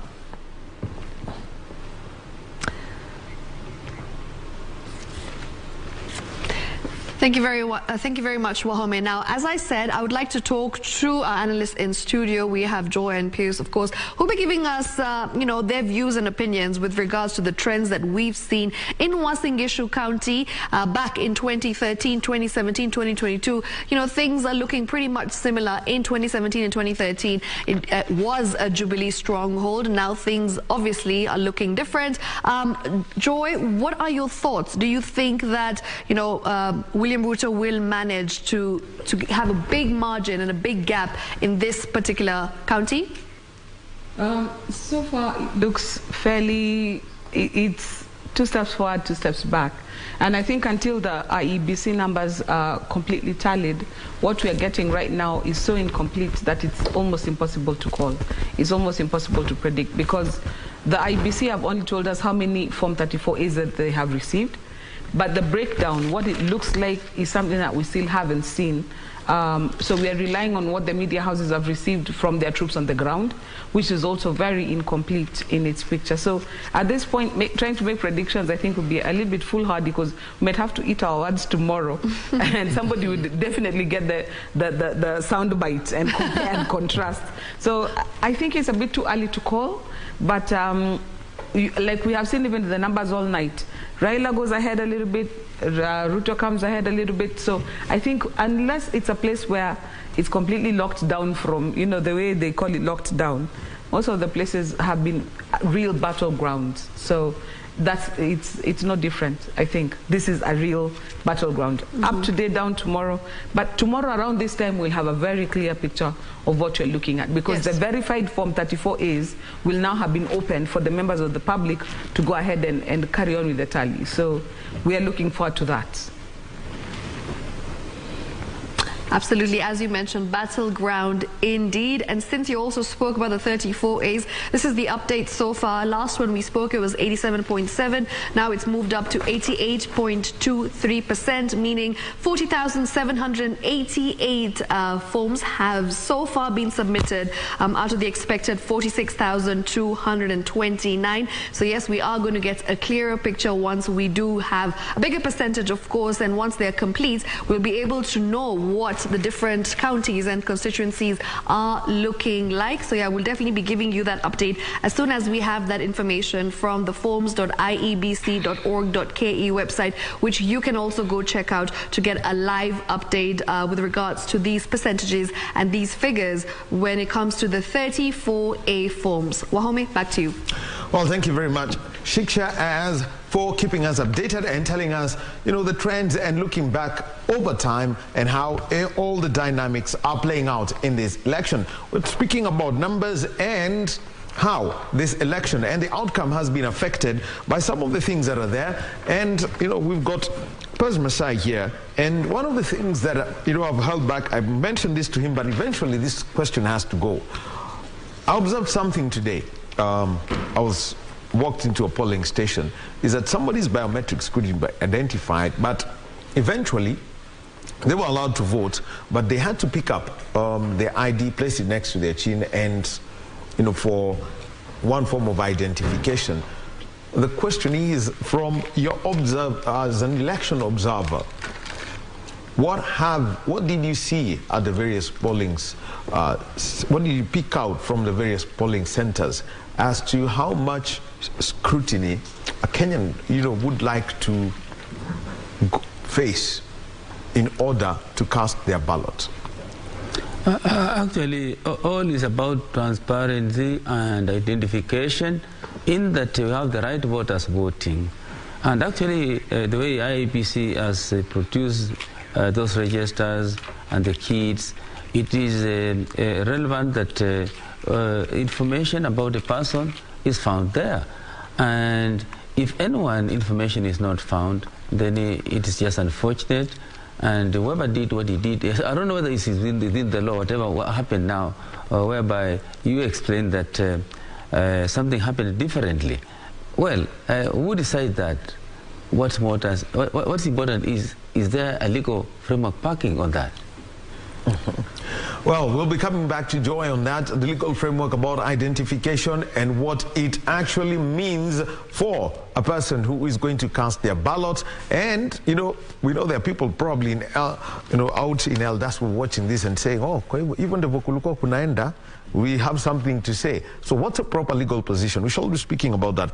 But right now, our reporter in Narok County, Ruth Wamboy, is ready. Let's listen in to her report.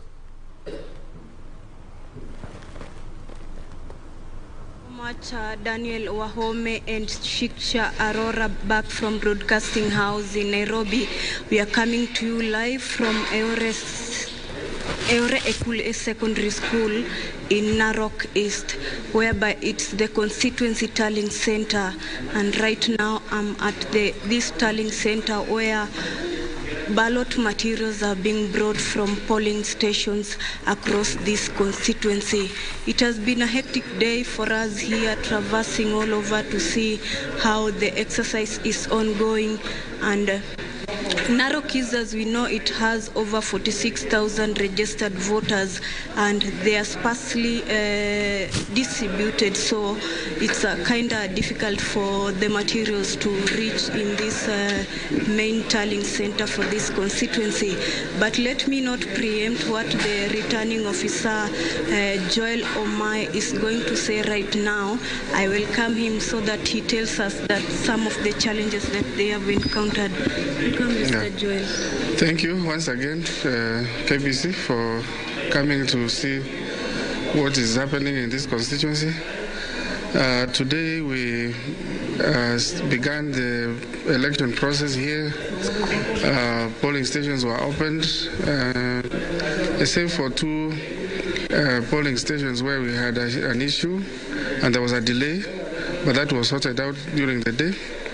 And we have added time that was lost, and we have managed that all of them who were disadvantaged to start on time were able to vote.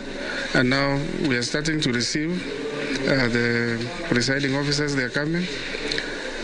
So far we have received 4. And there are some who are still on the queue, and as you can see behind me, they are already streaming in.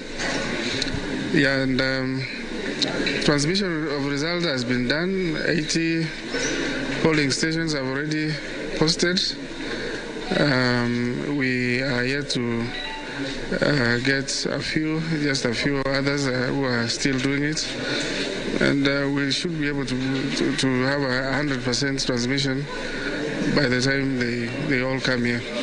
Yeah. What are some of the challenges maybe you have encountered, either security-wise or in the discharge of your mandate as the exercise goes on? We really haven't faced real challenges. Of course, as usual, there are always people who spread some malicious rumors, so we don't take also that for granted. The security team has been on toes to address any threats that are probably propagated by some people. But by and large, we haven't experienced any form of threats in terms of maybe even our officials or even the election materials that we have deployed. What about maybe in terms of malpractice? Is there any of your centers around in this Narok East that has had such a challenge? Not really. We haven't received any report of any election malpractice. Of course, you know, there are such kind of information that comes, but some of it is not authentic. So we have yet to establish whether there are any which have not been reported, and when they come, we'll be able to address them accordingly. Yeah. And because Kenyans out there are so eager to know how the numbers are faring in and who is maybe topping, and despite this county being so vast that maybe materials reaching here for you guys to continue with your tallying, so how should you advise the voters or the citizens out there? You know, election ended at the polling station, and what we are doing here at the tallying center is simply to collate what has already been done at the polling station. Results for the presidential are done first of all through the transmission that is, that I've said, over 80 stations have already posted. So when we are here, we are just already giving out what already is in the public domain, and even the agents of the candidates have these results. So what we urge the populace is just to be patient so that we are able to verify whether the results that are announced at the polling station are the ones that we have received, so that we can be able to declare and also announce for those that we are collating for these elections. Remember, we are collating for the county elections, and we are also doing the declaration for member of National Assembly and County Assembly, where we'll declare the winners. Yeah. Okay, you have already heard there Wahome and Shiksha. That's what it's ongoing right here at this constituency tallying center in Narok East. Maybe if you have a question, you can throw in. Ask Ruth is, from your observation, what was the overall voter turnout? What could have been the hitches that may have led to a low voter turnout?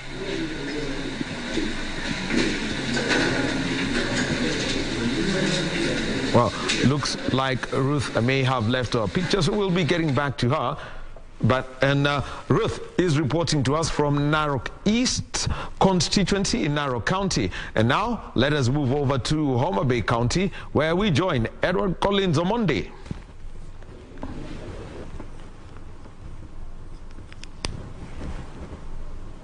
We are still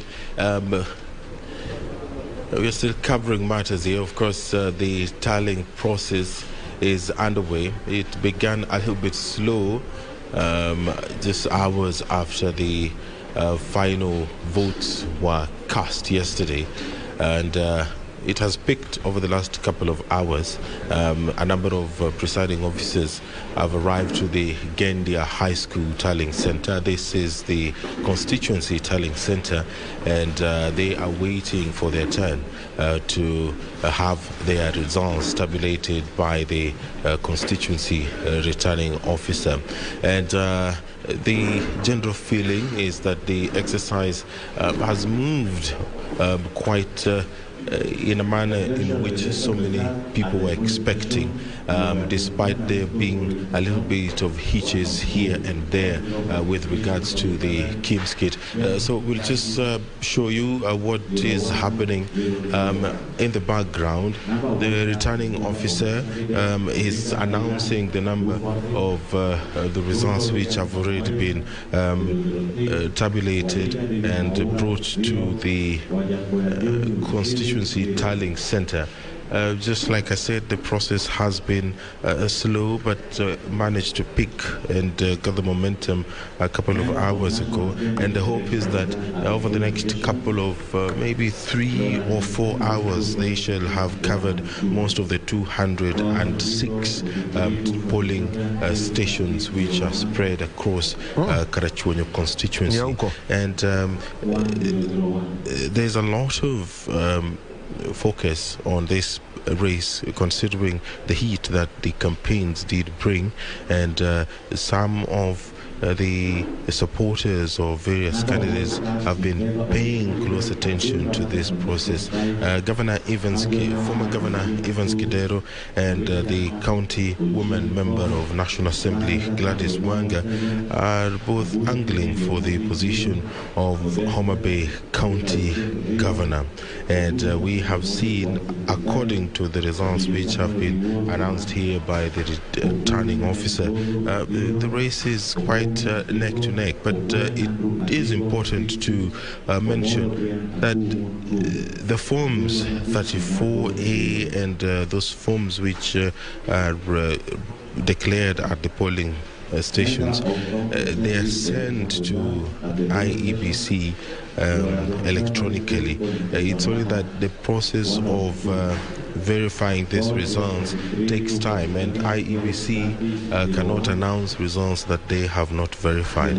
So various portals which this some of the supporters here have access to shows exactly where the matters are. But of course, it is Iebc that is mandated to make public this announcement, and they have to wait, even if they have the results as tabulated by their agents, who of course they've been training and posted in different parts of this constituency. They have to wait for Iebc.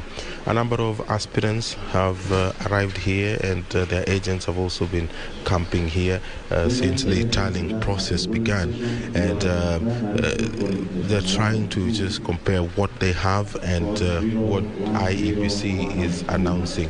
The Commission has tried to ensure that this process is open enough, this process is fair enough, and the media has been given access to the details here, and we have been able to see for ourselves that the process, right from the polling stations to the tallying center, the process, they have tried to make sure that it is as transparent as possible. The only challenge has been the pace that the process has been going, but outside the hall, the presiding officers from various polling stations, there are 206 of them in Karachuonyo constituency.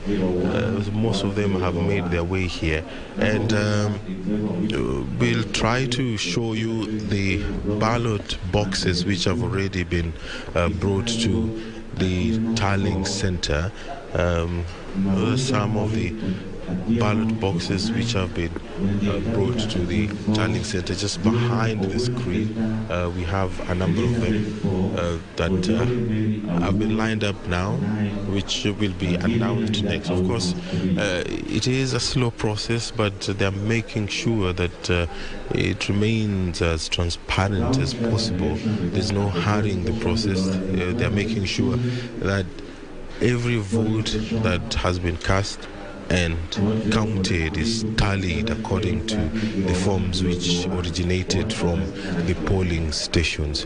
And it is a process that will perhaps go beyond 6:30 a.m., considering the fact that the number of which the returning officer has announced so far are slightly below 50, and that is still a very long way to go. And it is a process that is happening in different parts of the county, and a little bit later we'll be taking you to Mutembei, where the tallying for the county governor, the senator, the county woman member of National Assembly is taking place. Mutembei has attracted a lot of interest in this campaign, and we did see, according to the earlier results which have been announced by the returning officer, it is neck to neck. We still cannot predict where the wave is going to go, but it is neck to neck as far as the governor race is concerned. This is live coverage of the 2022 general elections, live from Gendia High School, the constituency tallying center for Karachuonyo. Thank you very much, Edward Collins Omondi in Mutembei County, keeping us updated on that county. Remember, this is one county which will attract a lot of interest, especially when it comes to the gubernatorial contest, and this is because it has no incumbency. So whoever is voted in as the governor definitely is one who's got, a lot of things at stake. Cyprian Awiti was the incumbent, and his 2 terms are done. That means there's going to be a new leader of Mutembei County as one of the governors. Thank you very much, Edward Collins Omondi in Mutembei County. And we go back to Ruth Wamboi, who is in Narok, Narok County, and one of the things that everyone's been talking about today is the number of people who've turned up to vote. You could, from your scope of duty over the past close to 24 hours, what have you observed about the number of people who've showed up in Narok County and some of the reasons they may have given for not voting or not being able to vote? What I can say for now, Home, is that the voter turnout across the whole county was not so pleasing.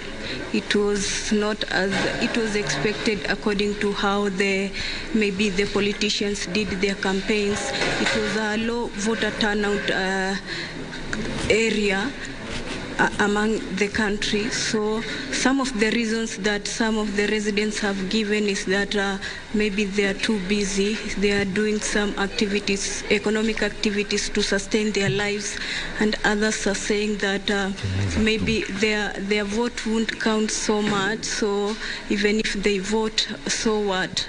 So those are some of the reasons that we have gotten from the residents on the ground. Some of them have given up on voting, and some of them are too busy. Ohome?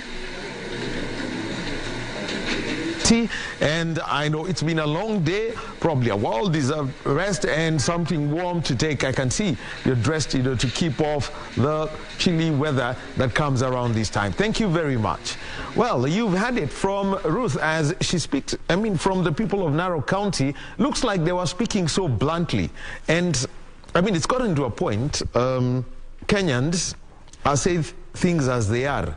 Then they say, the case of wacha niongee ukweli kesi baadaye, as you know, the kind of language that they use. And you know, for Pius, when a Kenyan says kwani kura yangu itanisaidia na nini, it gets to that point. Surely that's very, very, very bad. That one vote makes a difference. One vote makes a difference. So it is important for Kenyans to know a single vote makes a difference. Hiyo kura yako ndio inasaidia, ndio inaleta mambo mazuri, ndio inaweza patilisha, ikuletee ile kiongozi unahitaji kama unataka kupatilisha. So why am I saying that? One vote counts.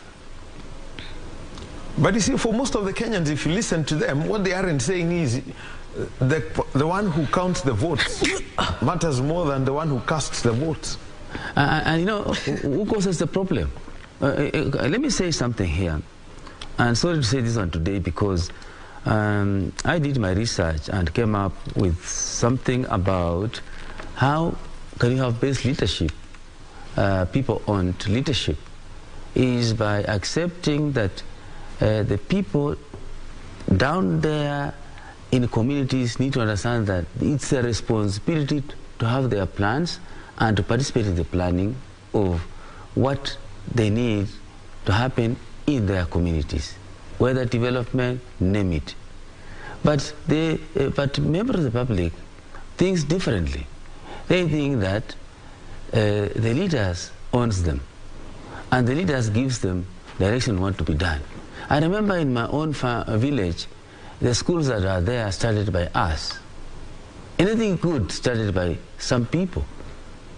So then government came to support. Then missions came to support. And that's what you have, those big schools, big institutions around. But you see, public today, most of them, they think that they have no say. They say is an MCA, will order things around. MP. Those are our leaders, of course. But we elect them. But we need to know that it's our responsibility, we publics. That's what is lacking. That's why somebody may say, my vote will not count. Even if I don't vote, it doesn't make a difference. It makes a difference. It's also why you say that you tell a neighbor to go and vote. I remember Honorable former Prime Minister told people that in the morning they whistle, alert others, let's go and vote. You remember? That was happening. It was happening this morning in some places in this country. Big of Frimbi, alert people, let's go and vote. So that when you are going to vote, you're going to vote to make a difference. But if you don't vote, people will make a difference for you, and you know whether or not it will happen.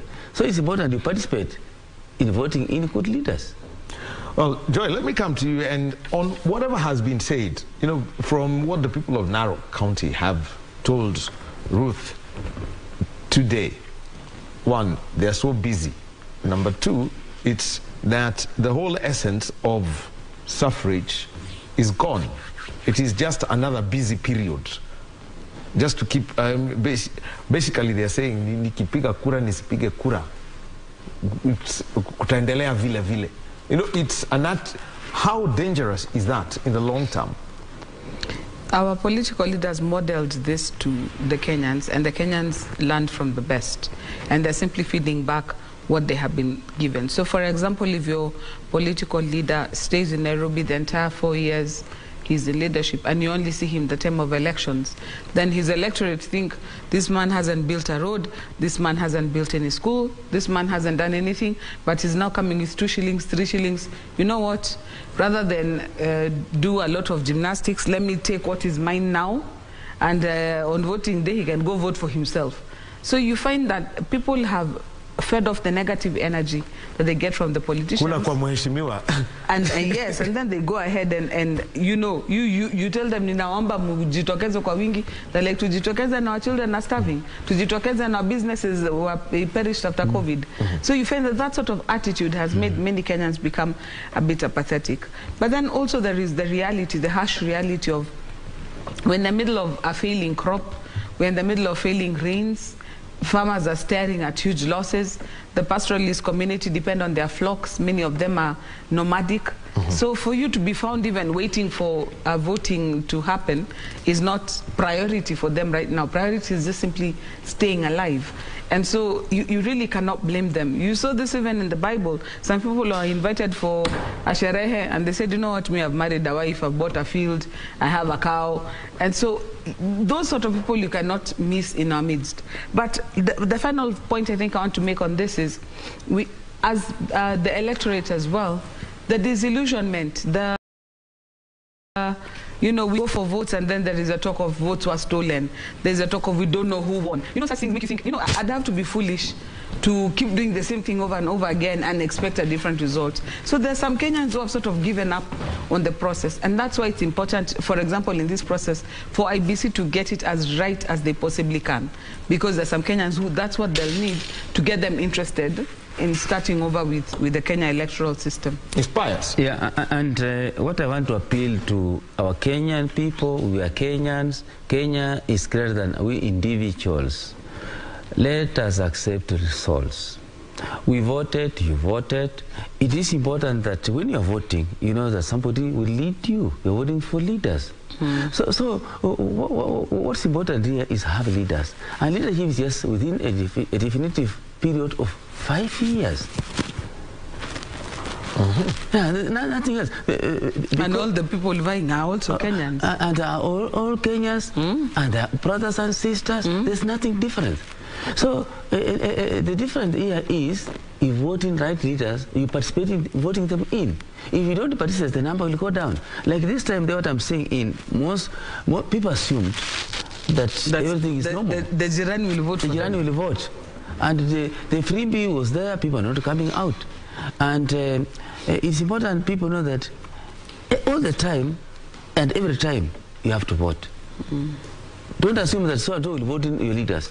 And it might happen so, people say, is that me going to vote? Let me go on to something else. No, today is voting. Yesterday was a voting day, whereby everybody was expected any registered voter and who is not sick, even that who is sick should have been taken to vote. There are procedures, it can be assisted. I believe so. If people can know that every vote counts. Like just to throw in a little bit of the span in the works, there are some jurisdictions in the world where voting has been made mandatory for the same reason that Peace is talking about, where you have to get, if people won't come out voluntarily, then you place some sanctions on them if they don't come. Sure. Usually it's not like it's going to be jail or anything, but there'll probably be a tax, a fine or a penalty of some sort, just to penalize you. But ideally it's a choice. A choice it is, but it's a choice that you're prepared for. Somebody has spent money. Like they tell us, if you're going to a polling station, they see how many people have been registered. There's a ballot paper for each of you. I've told you a ballot paper is very expensive. We have had clerks, it's an expensive venture that's being paid for by the Kenyan people. You need to participate so that we understand what you as Kenyans want. I mean, the reason why our process is expensive, and we had it from Commissioner Nyanga yesterday, was that the trust levels in this country are extremely low, towards zero. Extremely low is actually being kind. Let me tell you, trust is very important. But you know, Kenyans don't trust each other. Why? No, with good reason. We have stolen elections, we have stolen from each other. Even now, if you do business with somebody, you have to have eyes at the back of your head. If you don't come to me, Wakili, to write for you a contract, somebody is definitely going to steal your money. If I leave my pen here, it will disappear. In fact, it's you who made the point. We have to change our culture. We have a bad culture of taking advantage of each other whenever we can. All right, then that has got to stop. But anyway, back to the numbers. Shiksha.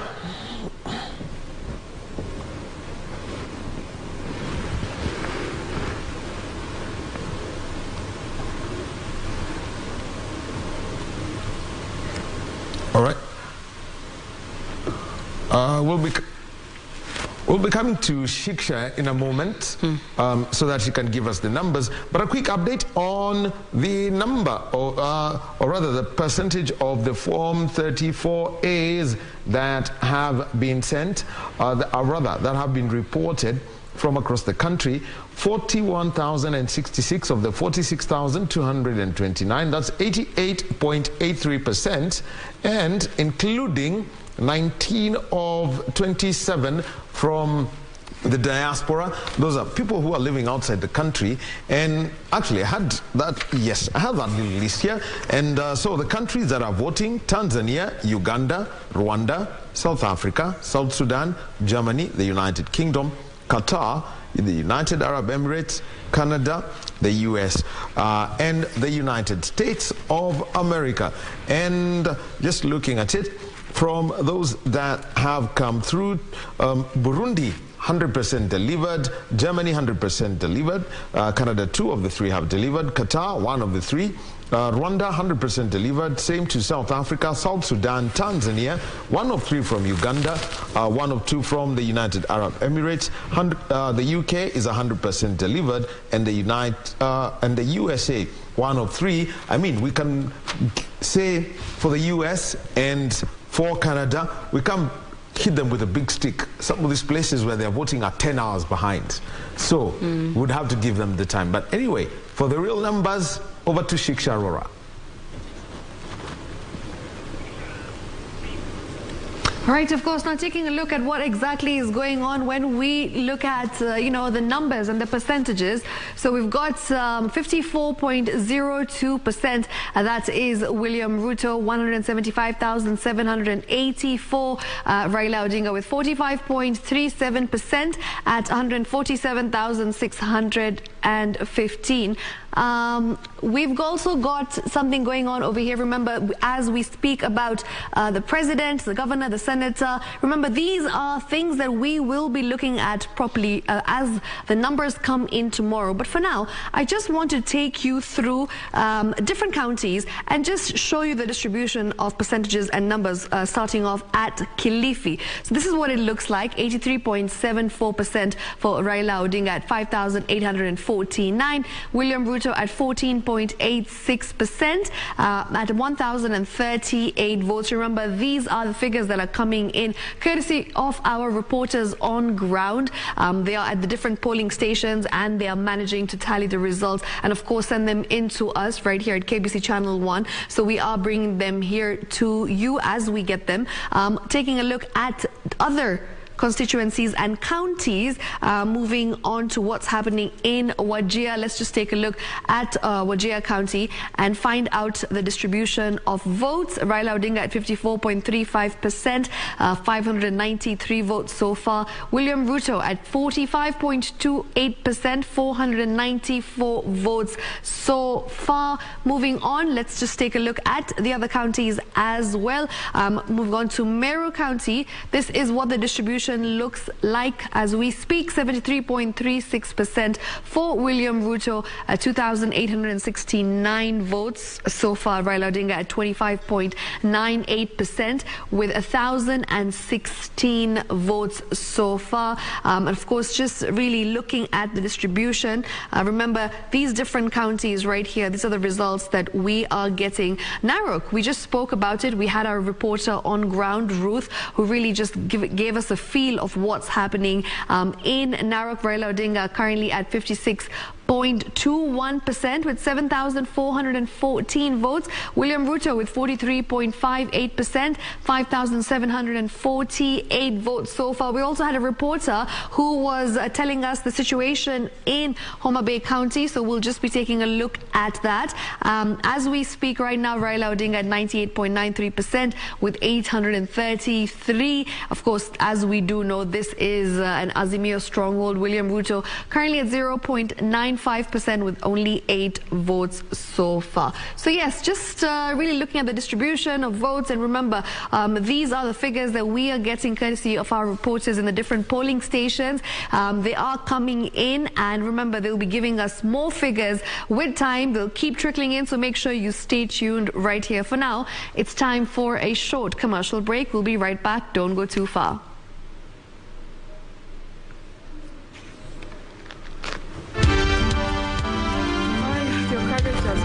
Into a pumpkin.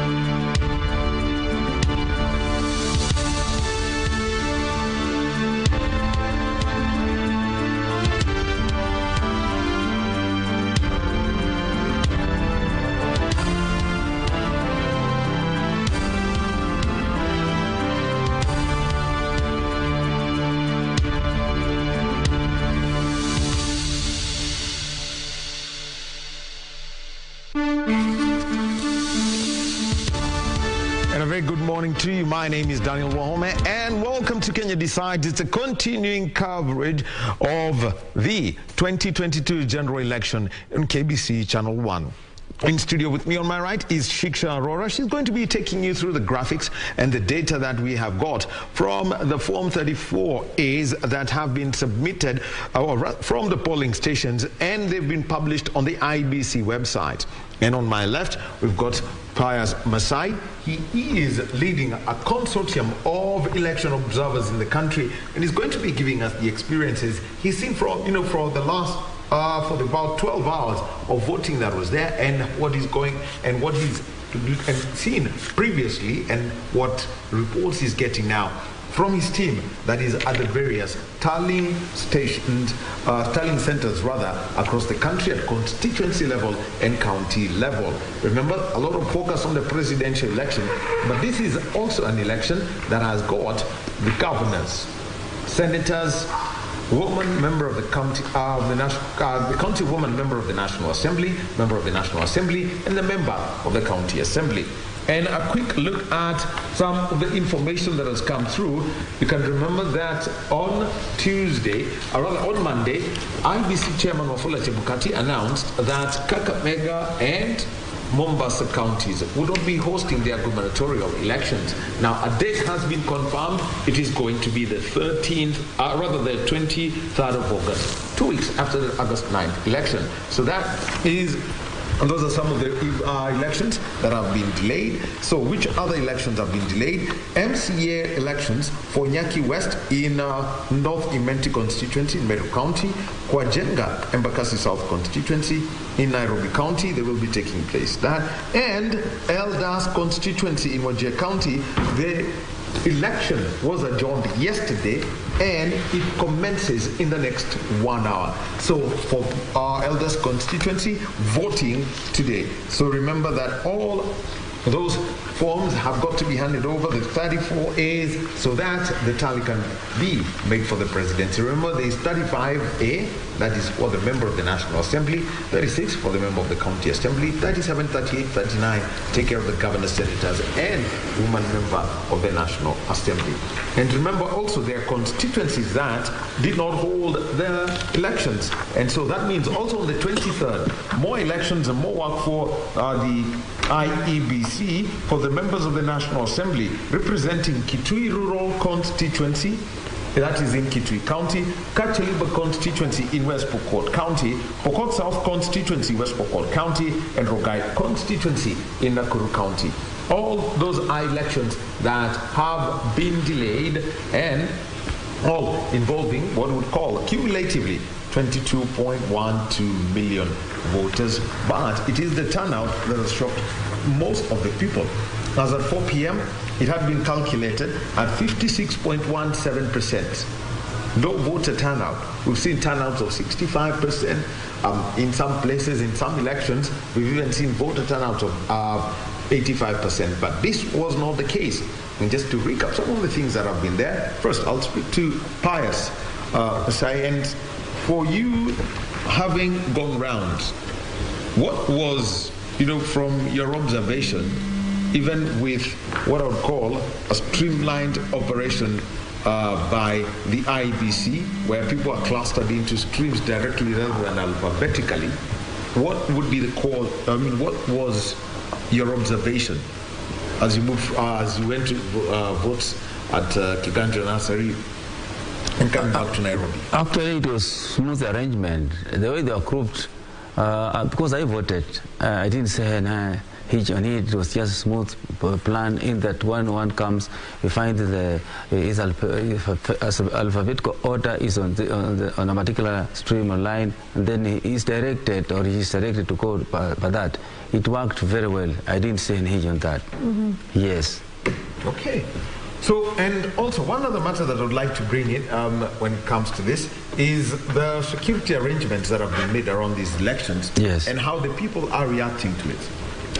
Okay, security arrangement matters a lot, and it's important that the National Police Service works closely with the Independent Electoral Commission of Kenya, and on their deployment they have a plan. They don't just deploy. Actually, what I witnessed is about the station. It's normal within the arrangement of the security. But in some areas there are more officers than before. And also, if you look even in a National Tallying Center, there's a lot of improvement in terms of security. It's important that the National Police Service plan beyond. They collect intelligence. They know what information they have about risks involved in mass gathering. Elections involve mass gathering.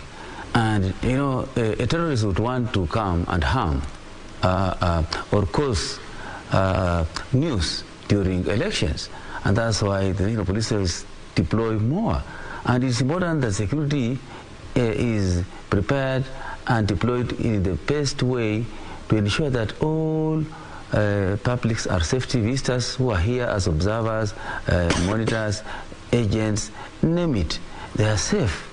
So the way they deployed, for me as an expert in security, I concur with them, it was rightful. And if there are no threats, they cannot deploy like that. But they deploy like that because they think beyond the box. They need to have what you call deliberate planning. They cannot share information with the public as what they think that may interrupt or may be a problem. But they have their own operational order they operate through, and they don't just deploy. All right, and just speaking about the security that have been deployed, more than 150,000 officers have been deployed. Of course, that's something that we've seen. Police Chief Hilary Mutembei also had mentioned that, this is something that's very important for election day. In comparison to the other elections, the past 2 years, do you believe that this election was much smoother? Actually, what I've witnessed, starting from the electoral body itself, it has improved in terms of the preparedness in having all arrangement put in place for the public to know what's happening. Let's just call a spade a spade.